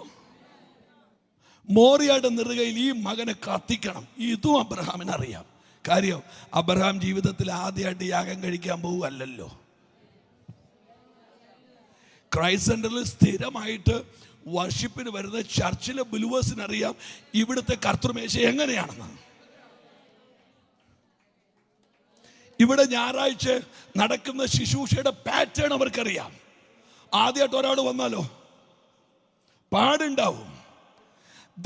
അബ്രഹാമിന് നല്ല പോലെ അറിയാം യാഗം എങ്ങനെയാന്ന്. അതുകൊണ്ട് തന്നെ അബ്രഹാമിനറിയാം കഴുത്തു വെട്ടണമെന്നും തോലിരിക്കണമെന്നും കത്തിക്കണമെന്നും ഈ മനുഷ്യന് നല്ല പോലെ അറിയാം. പക്ഷെ തമ്പുരാൻ സ്കാൻ ചെയ്തപ്പോൾ ദൈവം പോലും പേടിച്ചു പോയി കാണും. ഒരു പക്ഷേ ആ വാക്കൊന്നും ദുർവ്യാഖ്യാനം ചെയ്യില്ലേ അപ്പ. ദൈവം നോക്കുമ്പോൾ മനസ്സിലായി Abraham happy, Abraham happy. Happy ആകാരം എന്നറിയോ? അബ്രഹാം മനസ്സിൻ്റെ അകത്ത് വിശ്വാസത്തിനകത്ത് പറഞ്ഞൊരു സാധനമുണ്ട്. മോറിയയിലെത്തി എൻ്റെ മകനെ ചാരമാക്കിയാൽ എൻ്റെ വിശ്വാസം ചാരത്തെ മകനാക്കും. കണ്ടോ കണ്ടോ കണ്ടോ, കേട്ടില്ലല്ലോ? വൃത്തിയായിട്ടൊന്ന് കൈയടിച്ചു നോക്കിയേ. മോറിയയിലെത്തി എൻ്റെ മകനെ ചാരമാക്കിയാൽ എൻ്റെ ഫെയ്ത്ത് ആ ചാരത്തെ മകനാക്കും. ഇനിയാ നിങ്ങൾ ശ്രദ്ധിക്കേണ്ടത്. ദൈവത്തിന് മനസ്സിലായി ഈ കളി കളിച്ചാൽ ഞാൻ ഇവന്റെ മുമ്പിൽ തോക്കേണ്ടി വരും. ഞാൻ ഈ ദൂതിന് വേണ്ടിയിട്ടാണ് ഇങ്ങനെയൊക്കെ പറയുന്നത് കേട്ടോ. അമ്മ ദൈവം തോക്കുമെന്നൊക്കെ യോഗം കഴിഞ്ഞ് എന്നോട് ചോദിക്കരുത്. ദൈവം തോക്കുകയില്ല. ഞാൻ ദൂതിന് വേണ്ടിയാ പറയുന്നത്. ആമേൻ. അബ്രഹാമിൻ ദൈവത്തിന് മനസ്സിലായി ഈ കളി മുമ്പോട്ട് പോയാൽ ഇവൻ വിശ്വാസത്തിൽ കയറി ഒരൊറ്റ പിടുത്തം പിടിക്കും. അങ്ങനെ ഒരു വാക്യമില്ലേ ബൈബിളിനകത്ത്? യാക്കോബ് ദൂതനുമായി മല്ല് പിടിച്ചെന്ന്, അവൻ മനുഷ്യരെയും ദൈവത്തെയും ജയിച്ചെന്ന് ഇല്ലേ? ആമേൻ. വിശ്വാസത്താൽ കയറി പിടിച്ചതാ. ആ ഏറിയ പൊട്ടാതെ പിടി വിടുകയില്ല. ഞാൻ ദൈവമക്കളോട് പറയാ, ദൈവം എവിടെയെങ്കിലും ബലഹീനനാകുന്നുണ്ടെങ്കിൽ അത് വിശ്വസിക്കുന്നവന്റെ വിശ്വാസത്തിന് മുൻപിലാണ്. ബലഹീനം എന്നുള്ള വാക്കിനേക്കാൾ ഇച്ചൂടെ നല്ലത് തീരുമാനങ്ങളെ മാറ്റുന്നതെന്ന് പറഞ്ഞാൽ മതി. ഹല്ലേലൂയ. ദൈവം ഇറങ്ങി ചെന്നേച്ച് അബ്രഹാമിനോട് പറയാം, അബ്രഹാമേ, ഈ ചില ആളുകൾ ഇപ്പോഴൊന്നുമില്ല, പണ്ട് വീടിൻ്റെ മുറ്റത്തൊരു 3 കമ്പും കുത്തി ക്രിക്കറ്റ് കളിക്കും. അതിനകത്ത് ചില പൊട്ടന്മാരുണ്ട്, അവന്മാർ 7 പ്രാവശ്യം ഔട്ടായാലും മാറുകയില്ല. ആ ബോൾ വന്നു കൊണ്ടിട്ട് സാധാരണ എല്ലാവരുടെയും ഒരു സ്റ്റമ്പ് മറിയുമ്പോൾ ഇവന്മാരുടെ 3 സ്റ്റമ്പും മറിഞ്ഞാലും ഇവന്മാർ ഇറങ്ങുകയില്ല. മരെന്നെങ്കിലും കള്ളത്തരം പറഞ്ഞാൽ അത് നോ ബോളാണ്, കള്ളത്തരം എന്ന് പറഞ്ഞ് അവസാനം ഇവന്മാർക്ക് കളി മുമ്പോട്ട് കൊണ്ടുപോകാൻ മേലാരും വിമാനത്തിൽ കുരുത്തക്കൊണ്ടെന്നറിയോ, ഈ സ്റ്റമ്പ് ഊരിക്കൊണ്ട് ബോൾ കൊടുത്തിട്ട് കളി നിർത്തിയെന്ന് പറഞ്ഞ ഒറ്റ പോക്കാണ്. ഞങ്ങൾ നിർത്തി. നിങ്ങൾ കണ്ടിട്ടില്ലേ? ഞങ്ങൾ നിർത്തി. തോക്കാൻ ഇഷ്ടമില്ലാത്ത ചില പാർട്ടികളുണ്ട്. അവർ തോറ്റെന്നറിയുമ്പോൾ അവർ കളി നിർത്തുക. ഒരു മാർഗമില്ലായിരുന്നു. ഞാൻ രാജിവെക്കുമെന്ന് പറഞ്ഞ് കേട്ടിട്ടില്ലേ ചിലർ? എന്ന് പറഞ്ഞല്ലോ തോറ്റെന്നറിഞ്ഞാൽ അയ്യോ. തമ്പുരാൻ ഇതുപോലെ ഇറങ്ങി വന്നിച്ച് അബ്രഹാമിനോട് പറഞ്ഞു, അബ്രഹാമേ, ഈ കളി മുമ്പോട്ട് പോയാൽ കുഴയും. തമ്പുരാൻ പറഞ്ഞൊരു വാക്ക് നിങ്ങളുടെ മനസ്സിൽ പിടിച്ചോണേ, ഇത് ചാരം വരെ എത്തിയാൽ ഞാൻ തോക്കും. അതുകൊണ്ട് നിന്റെ വിഷയം ചാരം വരെ പോവുകയില്ല, അതിനു മുമ്പ് ഞാൻ ഇടപെടും.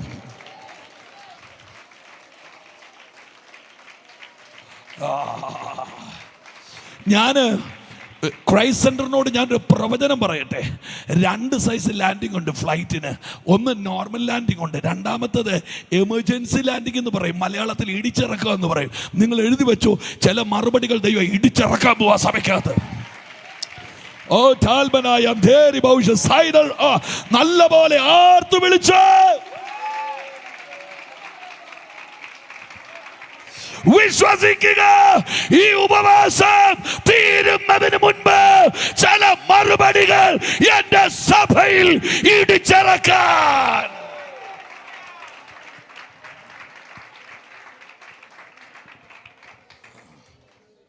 വിശ്വാസം എന്ന വാക്കിന്റെ ഗൗരവം നിങ്ങൾക്ക് മനസ്സിലായോ? ആ ഭാഗം വിടുക. ഇനി ഞാൻ പറയാൻ ഉദ്ദേശിക്കുന്ന ഭാഗത്തേക്ക് വരിക. സന്തോഷമായിട്ടാണോ ഇരിക്കുന്നത് എല്ലാവരും? ഹല്ലേലൂയ. എനിക്ക് നാളെ രാവിലെ 10 മണിയാകുമ്പോൾ പാലക്കാട് ചെന്ന് പ്രസംഗിക്കണം. എന്തായിത്തീരുമെന്ന് ദൈവത്തിന് മാത്രമേ അറിയത്തുള്ളൂ. ഹല്ലേലൂയ. Praise God. ആമേൻ. ഒരു ചന്ദ്രരോഗിനെയും കൊണ്ട് ഒരു അപ്പൻ പ്രാർത്ഥനയ്ക്ക് വരിക. നിങ്ങളുടെ ഭാഷയിൽ തന്നെ പറയാം. യേശുവിൻ്റെ അടുക്ക് വന്നിട്ട് യേശുവിനോട് ആദ്യം പറഞ്ഞത് പരാതിയാണ്. ഞാൻ എൻ്റെ കൊച്ചിനെയും കൊണ്ട് നിന്റെ ശിഷ്യന്മാരുടെ അടുത്ത് വന്നു, അവരെ കൊണ്ടത് കഴിഞ്ഞില്ല. ഹലോ, അവരെ കൊണ്ടത് കഴിഞ്ഞില്ല. ആ അപ്പം പറഞ്ഞ വേദനയോട് അവന് ചിലപ്പോൾ തീയിലും അവന് ചിലപ്പോൾ വെള്ളത്തിലും മറിച്ചിടുന്നൊരു സ്പിരിറ്റ് അവൻ്റെ പുറകെ നടക്കുന്നുണ്ട്. അപ്പോൾ ഇത് പാരാസിറ്റമോൾ കൊടുത്താൽ മാറുന്ന പനി അല്ല ഇവൻ്റെ രോഗം. മുക്കിക്കൊല്ലുന്ന വെള്ളവും ദഹിപ്പിക്കുന്ന തീയുടെ നടുക്കൂടെ പോകുന്ന ഒരു തലമുറയും കൊണ്ടായി വരുന്നത്. നിങ്ങളുടെ കുഞ്ഞുണ്ടായ ദിവസം നിങ്ങൾക്ക് ഓർമ്മയുണ്ടോ? 2 കിലോ 400 ഗ്രാം ആ സ്റ്റെറിലൈസ്ഡ് ടർക്കിക്കകത്ത് പൊതിഞ്ഞ് ആ നേഴ്സ് കൊണ്ട് കാണിക്കുമ്പോൾ നിങ്ങൾ ഓർക്കുന്നുണ്ടോ? ആ 2.5 കിലോ തൂക്കത്തിനകത്ത് 2000 കോടി സ്വപ്നമാണ് നിങ്ങൾ ഇൻവെസ്റ്റ് ചെയ്ത് വെക്കുന്നത്. അതിൻ്റെ പേരാണ് തലമുറ.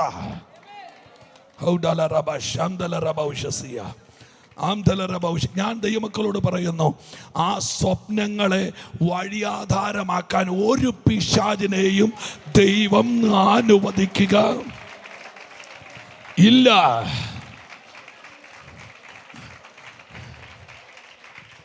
ഞാൻ ഒരു സാധു ഹൈന്ദവ കുടുംബത്തിൽ നിന്ന് വിശ്വാസത്തിൽ വന്നയാളാണ്. എനിക്ക് വേദപുസ്തകത്തിൽ എത്രത്തോളം ഗൗരവമെങ്കിലും ഉപദേശമൊക്കെ എനിക്കറിയാം. അതൊക്കെ എൻ്റെ അകത്തുണ്ട്. സ്തോത്രം. എൻ്റെ ഉള്ളിൽ ഞാൻ വായിച്ചിട്ട് എനിക്ക് ഇന്നും മനസ്സിലാകാത്തത്, വീട് വിട്ടുപോയി എങ്ങാണ്ട് വഴിയെല്ലാം കറങ്ങിയ മകന് ലൂസല്ലാത്ത മോതിരം ഉണ്ടാക്കിയ അപ്പൻ്റെ കൃപ ഭയങ്കരമല്ലേ. എനിക്ക് 2 മക്കളുണ്ട്. മോളിപ്പോൾ എൻട്രൻസിന് പോകുന്നുണ്ട്, മോൻ 5ാം ക്ലാസ്സിലായി. ഈ 2 കുഞ്ഞുങ്ങൾക്ക് ഞാനൊരു 50 പ്രാവശ്യം ചെരുപ്പ് മേടിച്ചിട്ടുണ്ട്, 50 പ്രാവശ്യം ഭാര്യ അതുകൊണ്ട് മാറിയിട്ടുമുണ്ട്. എന്നോട് ചിലപ്പോൾ ഇത് എന്നാണ് എൻ്റെ കണ്ണളവ് ശരിയല്ലെന്ന് എനിക്ക് തോന്നുന്നു. എവിടെയെങ്കിലും ഒരു കുഴപ്പം. ഞാൻ കഴിഞ്ഞ ദിവസം ഗൾഫിൽ അങ്ങോട്ട് പോയപ്പോൾ എൻ്റെ അപ്പൻ ഒരു ഉടുപ്പ് മേടിച്ചുകൊണ്ട് വന്ന്, അത് വലിയ ഇവിടം വരെ ഉണ്ട്, ഒരു പൗരോഹിത്യത്തിൻ്റെ ഉടുപ്പ് പോലത്തെ ഒരു സാധനം. അതൊക്കെയാണ് എൻ്റെ അളവെന്ന് പറയാം. അപ്പം ഞാൻ ഈ വാക്യൊക്കെ വായിച്ചു ഞാൻ തന്നെ വെപ്രാളം പിടിക്കാറുണ്ട്. എൻ്റെ കർത്താവേ, കൂടെ നിൽക്കുന്ന കൊച്ചിനെ 3 മിനിറ്റ് മുമ്പ് കണ്ടേച്ച് പോയാൽ പോലും ഞാൻ എടുക്കുന്ന അളവ് തെറ്റിപ്പോകുന്നെങ്കിൽ, വീട് വിട്ട് അലഞ്ഞൊരു മകൻ്റെ കാലിൻ്റെ അളവ് അപ്പൻ്റെ മനസ്സിനകത്ത് നിൽക്കുന്നെങ്കിൽ, അവൻ്റെ ഉടുപ്പിൻ്റെ അളവ്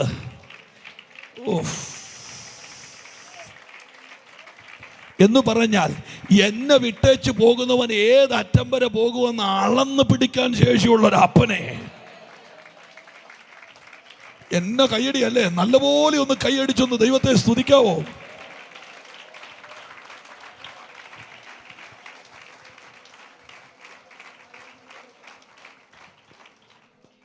ഓ നിന്നെ വിട്ടു ഞാൻ ദൂരെ പോകിലും എന്നെ മറന്നിടില്ല നീ.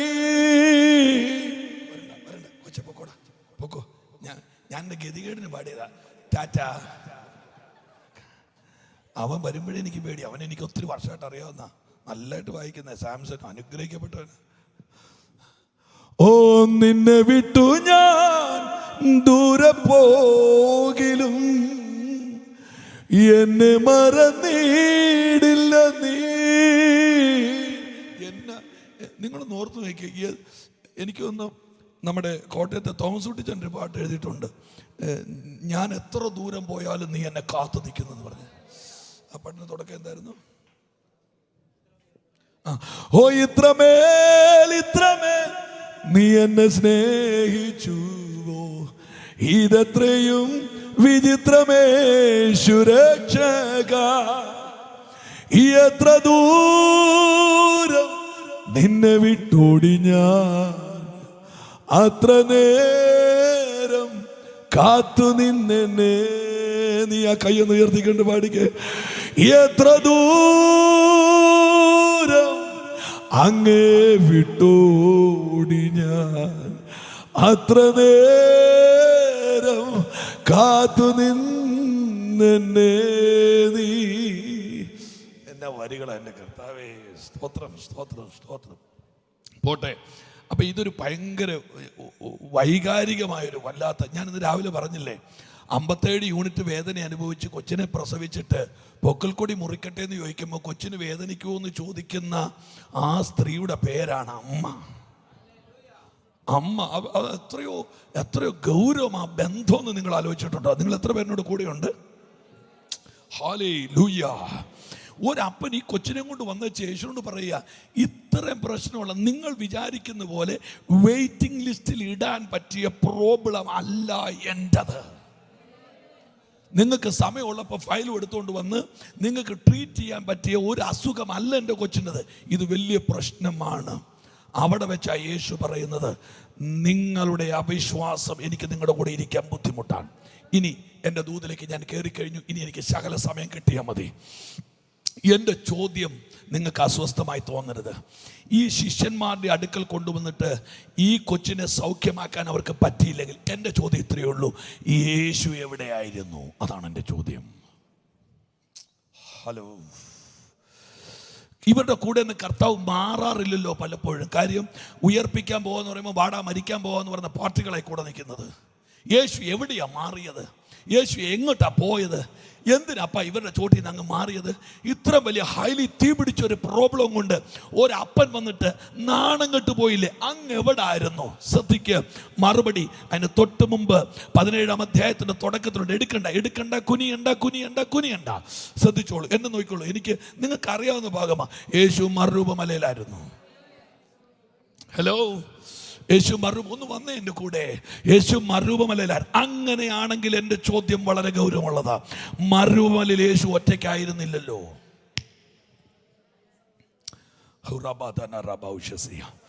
മറുരൂപമലയിലായിരുന്നെങ്കിൽ യേശു ഒറ്റയ്ക്കല്ലല്ലോ, കൂടെ 3 പേരില്ലേ? പത്രോസ്, യാക്കോബ്, യോഹന്നാൻ. അങ്ങനെയാണെങ്കിൽ ചന്ദ്രരോഗിനെയും കൊണ്ടുവന്നത് 12 പേരുടെ അടുത്തല്ലല്ലോ.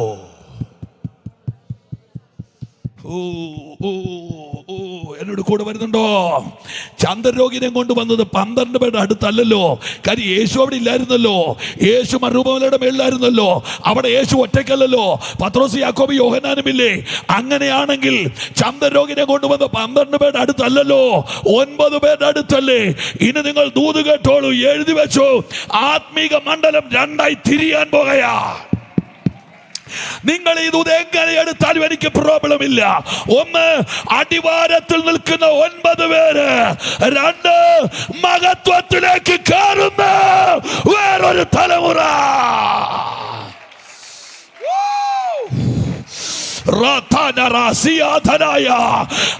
ഈ ഉപവാസം വെറുതെയല്ല, അടിവാരങ്ങളിൽ കറങ്ങാനല്ല, ഉയരത്തിലേക്ക് കയറാൻ.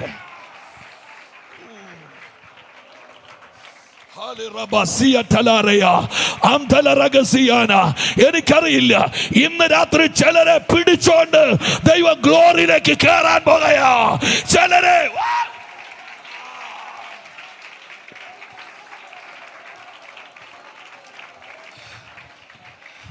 ഇന്ന് രാത്രി നിങ്ങളോട് ചോദ്യര്, നീ ആത്മമണ്ഡലത്തിൽ, നീ അടിവാരത്തിലെ 9ന്റെ കൂടെയോ അതോ മഹത്വത്തിലെ? ഒന്ന് പ്രാർത്ഥിച്ചോണ്ടിരിക്കെ. കത്തുന്ന വിറക് കത്താത്ത വിറകുമായിരിക്കാതെ കത്തുന്ന വിറകായിരിക്കെ. ഓ ക്രൈസ്റ്റ് സെന്റർ, ഈ 15ാമത്തെ ദിവസം ഹോളി സ്പിരിറ്റ് പറയുന്നു, ഒരു തലമുറ സെലക്ട് ചെയ്യപ്പെടുകയാ. എന്തിനാണെന്നറിയാമോ? വീട് വെക്കാനല്ല, വണ്ടി മേടിക്കാനല്ല, മറിച്ച് ഗ്ലോറിയിലേക്ക്.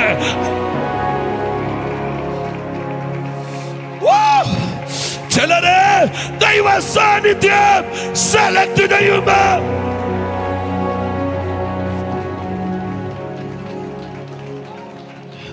ഇത് സാധാരണ രാത്രിയല്ല. എന്നോട് പരിശുദ്ധമ പറയുന്നു, പാതാള ശക്തികൾക്ക് കണക്ക് തെറ്റാൻ പോകയാ. ആമേൻ. മഹത്വം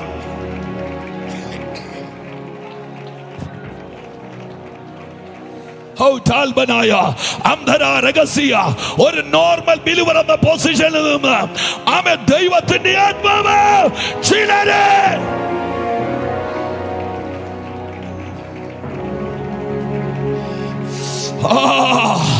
അന്യഭാഷ പറ. ആരെ നോക്കരുത്, പ്രതികരിക്ക്. ആമേൻ. ഈ പട്ടണത്തിനകത്ത് മഹത്വം ചുമക്കാൻ ഈ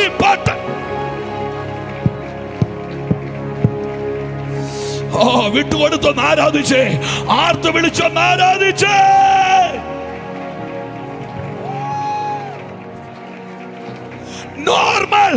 നോർമൽ ബിലീവർ എന്ന പൊസിഷനിൽ നിന്ന് പ്ലീസ് യു ടേക്ക് ഓഫ്.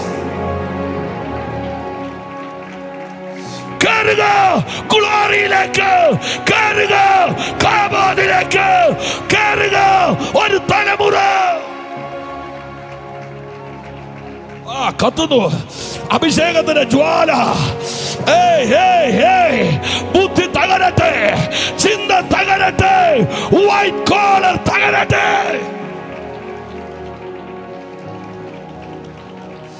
നിന്നെ കെട്ടിയിട്ട ബുദ്ധിയുടെ ചിന്തകൾ പൊളിയട്ടെ.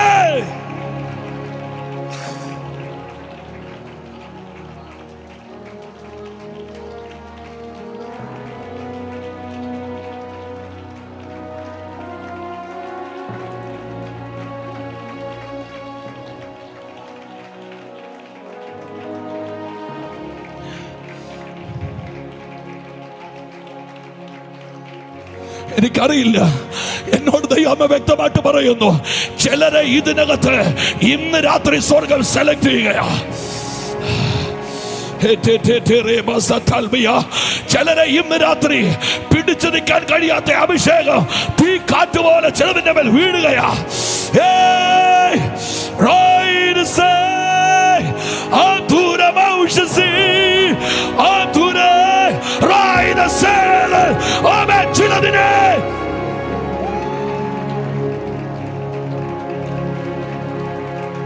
എനിക്ക് കാണാം ദൈവത്തിന്റെ മേഘം ക്രൈസ്റ്റ് സെന്ററിന്റെ അകത്ത് ഇന്ന് രാത്രി ഇറങ്ങി നിൽക്കുന്നു.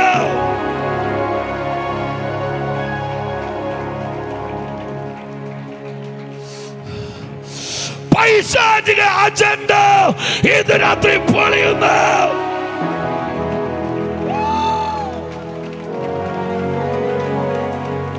Baba shara thara thara thara rathara regathara amthara regadagasiye.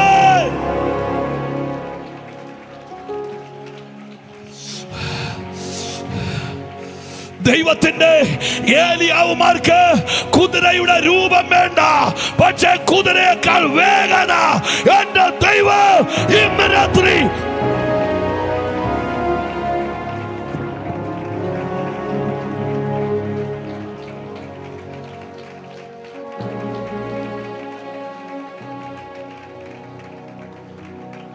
ശ്രദ്ധിക്കൂ.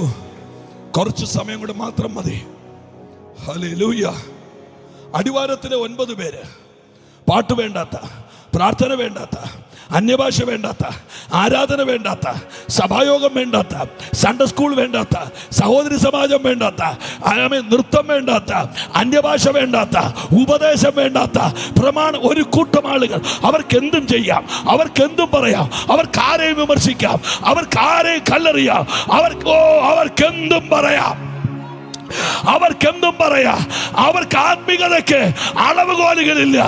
എന്നാൽ അതിന്റെ അകത്തുനിന്ന് ഒരു 3 പേരെ ദൈവം മാറ്റുകയാ.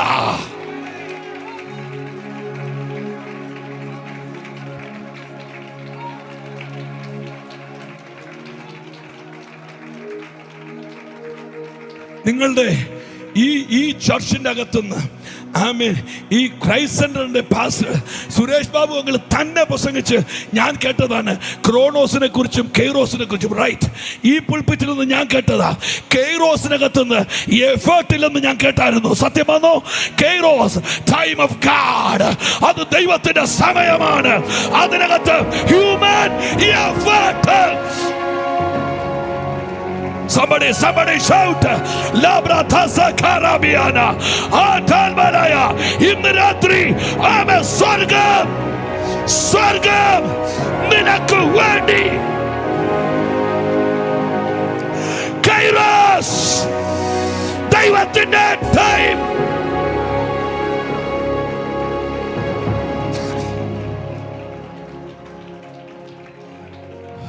നിന്റെ മണി വേണ്ട, നിന്റെ പവർ വേണ്ട, നിന്റെ ബുദ്ധി വേണ്ട.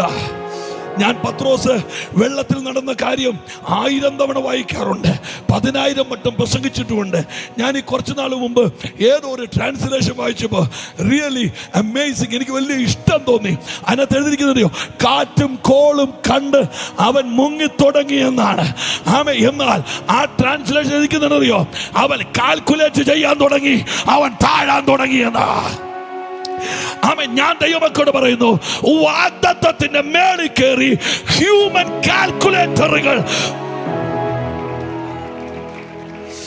നീ കേട്ട ദൈവാലോചനയുടെ മേളിൽ ഹ്യൂമൻ കാൽക്കുലേറ്ററുകൾ ഉപയോഗിക്കരുത്. അത് പൊട്ടിപ്പോട്ടെ.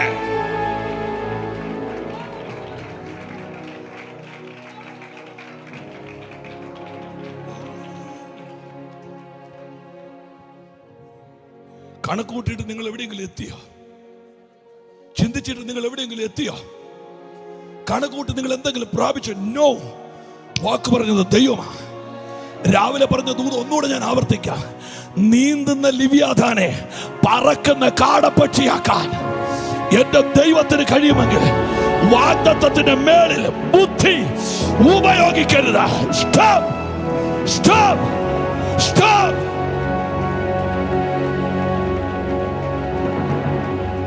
നല്ലപോലെ കൈയടിച്ചു ആരാധിച്ച് നല്ലപോലെ എല്ലാ നെഗറ്റീവ് തോട്ട്സ്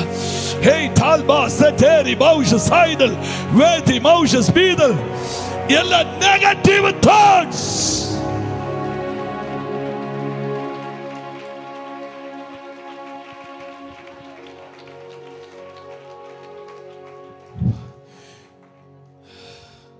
അടിവാരങ്ങളിൽ നിൽക്കുന്ന 9 പേർ,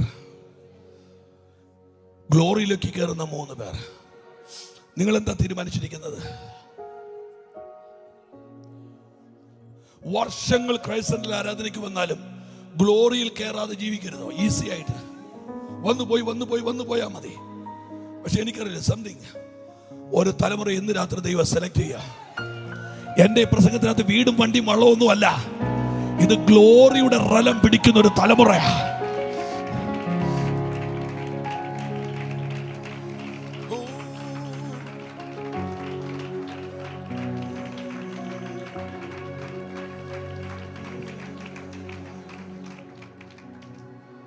മൂന്ന് പേര്, ഇനി എന്താ പറയണ്ട അറിയില്ല. 3 പേര് മേലോട്ട് കയറി പോകുന്നു, 9 പേര് താഴെ നിൽക്കുന്നു. ആത്മികതയിൽ നിങ്ങൾ ഉണ്ടാക്കിയ അളവുപോലെ ഇതാണ് അഭിഷേകം, ഇതാണ് ആരാധന. ഇതിന്റെ അപ്പുറത്തൊന്നുമില്ല. പണ്ട് സ്കൂളിൽ പഠിച്ചു പറഞ്ഞു, ആന നിങ്ങളെ കുത്താൻ വരുവാണെ വളഞ്ഞു ഓടണമെന്ന്. ആ മറുപടി മാർക്ക് മേടിക്കാൻ മാത്രമേ കൊള്ളുള്ളൂ. ആന വരുമ്പം വളഞ്ഞു ഓടിയാണ്ടല്ലോ, വളഞ്ഞു റോട്ടിൽ കിടക്കേണ്ടി വരും. പിടിക്കും. ആനയുടെ സ്പീഡ് നിങ്ങൾക്ക് ചിന്തിക്കാൻ പോലും പറ്റുകയില്ല. നിങ്ങൾ കേൾക്കുന്നുണ്ടോ? എന്നെ ശ്രദ്ധിക്കാമോ?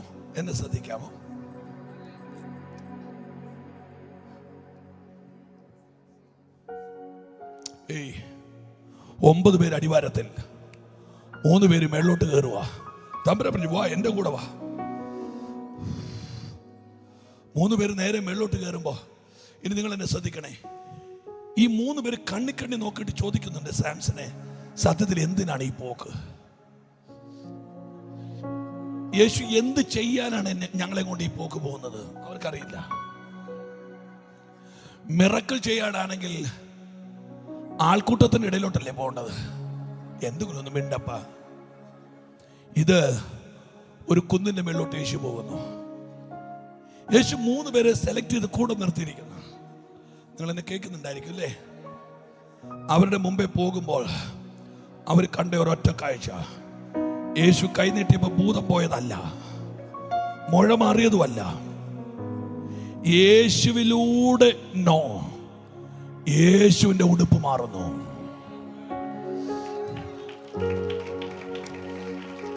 കഴിഞ്ഞ 3.5 വർഷം ഇവർ ഒരിക്കലും കണ്ടിട്ടില്ലാത്ത ഒരു മേക്ക് ഓവറിലേക്ക് വരുന്നത് പോലെ യേശു മാറുക.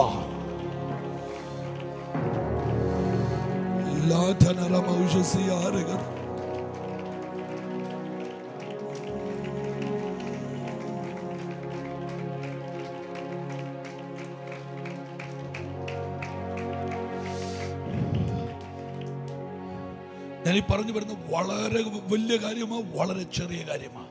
നിങ്ങളുടെ മാനസികാവസ്ഥയിൽ വെച്ച് നിങ്ങൾക്കത് റിസീവ് ചെയ്യാം. യേശുവിന്റെ ഉടുപ്പ് മിന്നുന്ന വെള്ളയായി. പത്രോസിന്റെ റെറ്റിനയ്ക്ക് കണ്ടുപിടിക്കാൻ കഴിയാത്ത അത്ര സ്പീഡിൽ യേശുവിന്റെ ഡ്രസ്സ് മാറി. അപ്പൊ ഒരു കാര്യം എനിക്ക് മനസ്സിലായി, ഒരു മേഖലയിൽ മഹത്വം ആക്റ്റീവായാൽ റെറ്റിനയ്ക്ക് ക്യാച്ച് ചെയ്യാൻ കഴിയാത്ത സ്പീഡിലായിരിക്കും കാര്യങ്ങൾ.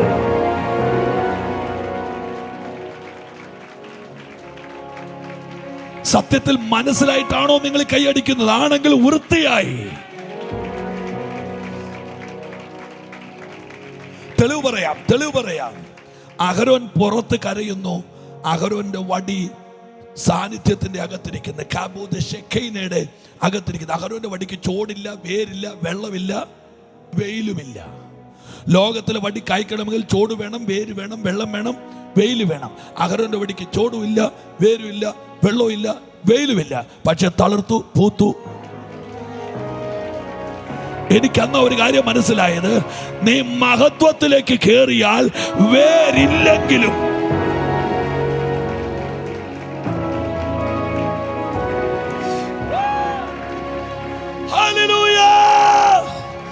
ആർത്തു വിളിച്ചു കർത്താവിനെ നീ ഗ്ലോറിയിലേക്ക്.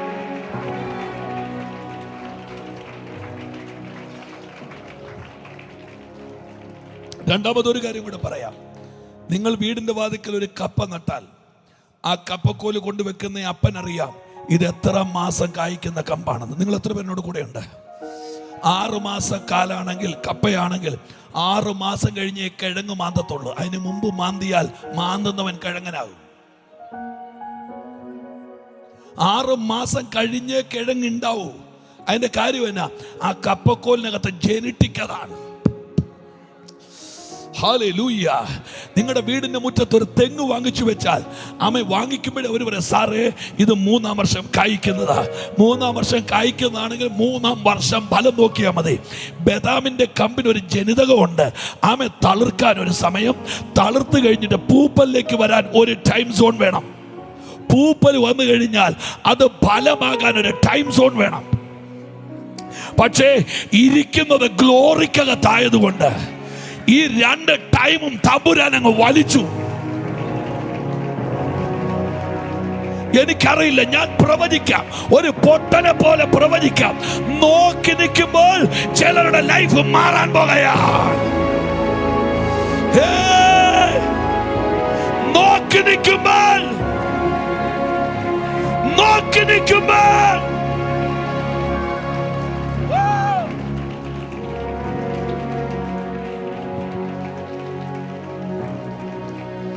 പത്രോസ് വരണ്ടിട്ടുണ്ടാവും. നമ്മൾ ഒരു ഷർട്ട് വാങ്ങിക്കാൻ വേണ്ടി ടെക്സ്റ്റൈൽ ഷോപ്പിൽ പോയാൽ അവരവിടെ ചെന്ന് കറുത്ത ഉടുപ്പ് ഇട്ടുകൊണ്ട് ചെന്ന് വെളുത്ത ഉടുപ്പിട്ട് നോക്കുന്ന ഒരു പരിപാടിയില്ലേ? അവിടെ ഒരു ട്രയൽ റൂം ഉണ്ടല്ലോ. അതിനകത്ത് ഒരു 5 മിനിറ്റ് പോവത്തില്ലേ?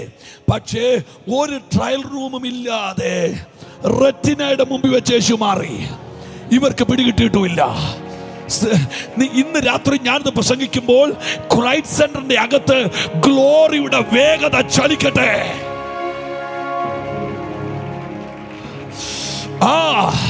ട്രിവാൻഡ്രത്തെ ഒരാൾക്ക് തളർക്കാൻ 25 വർഷം വേണം. നിനക്ക് 25 സെക്കൻഡ് ഗ്ലോറി.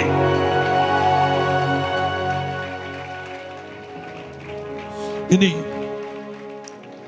ഈ തമ്പുരാൻ പറഞ്ഞു കുഴഞ്ഞു കഴിയുമ്പോൾ തമ്പുരാൻ ബൈബിളിൽ വാക്യം പറയുന്നത്, ആത്മാവ് പറയുന്ന ചെവിയുള്ളവൻ കേൾക്കട്ടെന്ന്. അത് അങ്ങ് കുഴഞ്ഞു കഴിയുമ്പോൾ പറയുന്ന ഒരു സാധനമാണ്. അത് ഞാൻ ആവർത്തിക്കുന്നു. ഞാൻ ഈ പറയുന്ന ചെവിയുള്ളവൻ കേൾക്കട്ടെ. ഞാൻ ആ ഭാഗത്ത് നിന്ന് മുമ്പോട്ട് പോട്ടെ. ഈ തേജസ്സിന്റെ ഉടുപ്പുടുത്ത് യേശു നിൽക്കുന്നത് ഒരു തലമുറ കാണുക. ഈ കാഴ്ചക്കകത്ത് എന്താ വിശേഷത? ഒറ്റ വിശേഷതയുള്ളൂ. മാനവകുലം അനുഭവിച്ച ഏറ്റവും വലിയ ട്രാജഡി ഏദൻ തോട്ടത്തിലാണ്. ആ ട്രാജഡി ഹവ്വായുടെ മുടി കൊഴിഞ്ഞതല്ല. ഹവ്വായ്ക്ക് രൂപം നഷ്ടപ്പെട്ടതുമല്ല. ഒന്നും സംഭവിച്ചിട്ടില്ല. ആ ട്രാജഡി ദൈവം ഉടുപ്പിച്ച തേജസ്സിന്റെ ഉടുപ്പഴിഞ്ഞു വീണതാണ്. യേശു എന്തിനാ ഈ 3 പേരെയും കൊണ്ട് മേളിലോട്ട് കയറിയെന്നറിയോ? ഒന്നാമത്തെ ആദമിൽ നഴിഞ്ഞത് ഒടുക്കത്തെ ആദാം ഉടുക്കുന്നത്. ഞാൻ വിശ്വസിക്കുന്നു ഒരു കാലത്ത് പെന്തിക്കോസിനകത്ത് നിന്ന് അഴിഞ്ഞത് ഉടുക്കാൻ ഒരു തലമുറയെ ദൈവം പ്രിപ്പയർ ചെയ്യട്ടെ. ഒരു കാലത്ത് ദൈവസഭയ്ക്കകത്ത് നിന്ന് അഴിഞ്ഞത്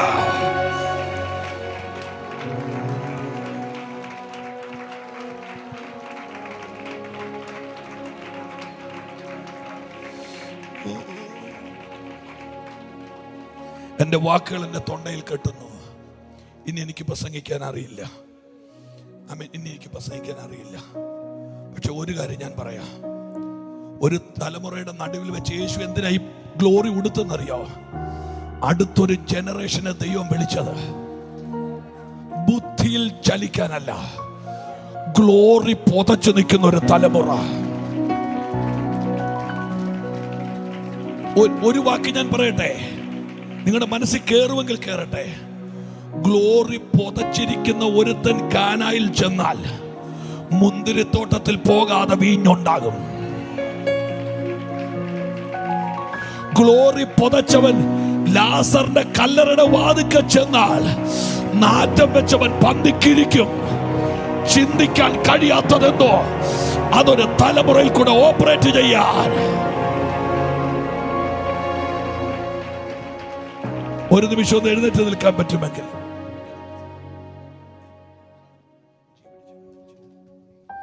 ആരും പോവല്ലേ. എനിക്കൊരു 2-3 മിനിറ്റ് മതി. ഓ നിൻ സാന്നിധ്യമല്ലാതെ വേറൊന്നും വേണ്ടപ്പ, വിശ്വസ്തനായി നിൻ സേവ ചെയ്യുവാൻ. എല്ലാ കണ്ണുകളും അടച്ചു പിടിച്ചു. നിൻ വയലിൽ നന്നായി അധ്വാനിച്ചിടാ, വിശ്വസ്തനായി നിൻ സേവ ചെയ്യുക, നിൻ വയലിൽ നന്നായി അധ്വാനിച്ചിടാ. നീ എന്നെ വിളിച്ചു, ഞാൻ നിൻ വിളി കേട്ടു. നിൻ സാന്നിധ്യമല്ലാതെ ആ കൈയെല്ലാം ഉയർത്തി പിടിച്ചു. വേറൊന്നും വേണ്ടപ്പ. എനിക്കൊരൊറ്റ ചോദ്യം ദൈവമക്കളോടുണ്ട്. നിങ്ങൾ ബാക്കിയുള്ളതെല്ലാം ഒന്ന് മറന്നേച്ച്. അപ്പാ, എനിക്ക് കുറെ കാര്യങ്ങളൊക്കെ അറിയാം, പക്ഷേ എനിക്ക് നിന്റെ ഗ്ലോറിയിലൊന്ന് കയറി നിൽക്കണമെന്ന് ആഗ്രഹിക്കുന്ന എത്ര പേരുണ്ട്? ഞാൻ ഒരു വാക്ക് പറഞ്ഞേച്ച് അഭിഷിക്തന് എൻ്റെ മൈക്ക് ഹാൻഡ് ഓവർ ചെയ്യാം. ഞാൻ കുറെ നാൾ മുമ്പ് ആരോ പ്രസംഗിച്ച് കേട്ടതോ ഒരു ബുക്കിനകത്ത് വായിച്ചതോ കൃത്യമായിട്ട് എൻ്റെ ഓർമ്മയിലില്ല. ഒരു ദിവസം 7 മണിക്കൂറിലധികം അന്യഭാഷ പറയുന്ന ഒരു അനുഗ്രഹിക്കപ്പെട്ട ദൈവമനുഷ്യൻ. എന്നാ ലൈഫായിരിക്കും അതൊക്കെ അല്ലേ? 7 hours ടങ്സിൽ പ്രയർ ചെയ്യുന്ന ഒരു മാൻ ഓഫ് ഗാഡ്. അദ്ദേഹം വൈഫും കുഞ്ഞും കൂടെ രാത്രി ഒരു യോഗത്തിന് പ്രസംഗിക്കാൻ വേണ്ടി പോവുക. കണ്ണ് നിറച്ച് കണ്ണുനീരും വാ നിറച്ച് അന്യഭാഷയുമായിട്ട് ഗ്രൗണ്ടിൽ ചെന്ന് കാല് വെച്ചപ്പോഴേ 100 കണക്കിന് രോഗികൾ വീൽ ചെയർന്ന് ചാടി എഴുന്നേറ്റു. പ്രസംഗിച്ചില്ല, കാല് മുട്ടിയപ്പോഴേ. എൻ്റെ അപ്പ കണ്ണടയുന്നതിന് മുമ്പ് അങ്ങനെയൊക്കെ ഒന്ന് കാണാൻ ഭാഗ്യം തരണേ. ശ്രദ്ധിച്ചേ, 100,000 പേരോട് അന്ന് രാത്രി ആ ദൈവമനുഷ്യൻ ദൈവാലോചന പറഞ്ഞു. അവരുടെ സൽക്കാരങ്ങൾ സ്വീകരിക്കാതെ ആ മനുഷ്യൻ വേഗത്തിൽ തിരികെ വണ്ടിയിൽ കയറി. അദ്ദേഹവും വൈഫും കുഞ്ഞും കുറെ ദൂരം ഡ്രൈവ് ചെയ്തപ്പോൾ ഒരു വല്ലാത്ത ദുരന്തം, ഒരു വല്ലാത്തൊരു ആക്സിഡന്റ്. മറ്റൊരു വാഹനം ഇവരുടെ കാറിന് നേരെ ഇടിച്ചു കയറുകയാണ്. ആ കർത്താവിന്റെ ദാസി ഇരുന്ന ഏരിയയിലേക്ക് ഇടിച്ച വണ്ടി മുഴുവൻ തകരുക.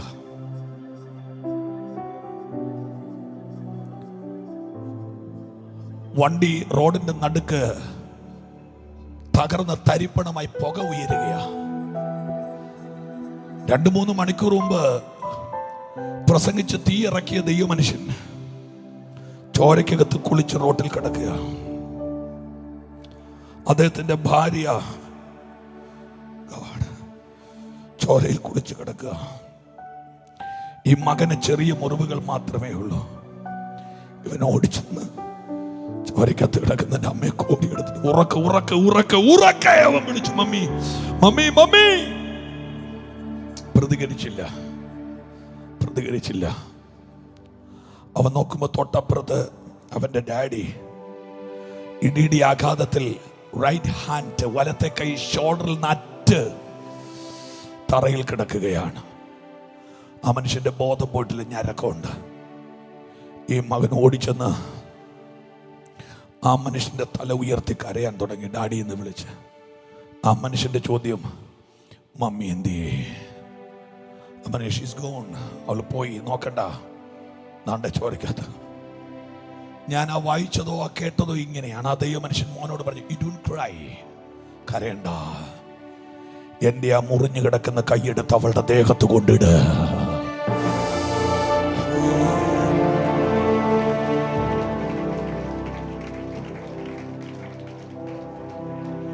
പെന്തിക്കോസിനകത്തെ കുട്ടിത്തങ്ങൾ ആസ്വദിക്കാതെ, പെന്തിക്കോസിനകത്തെ പാവകളിയിൽ കൂടാതെ ഇതിനകത്തൊരു ഗ്ലോറി ഉണ്ട്.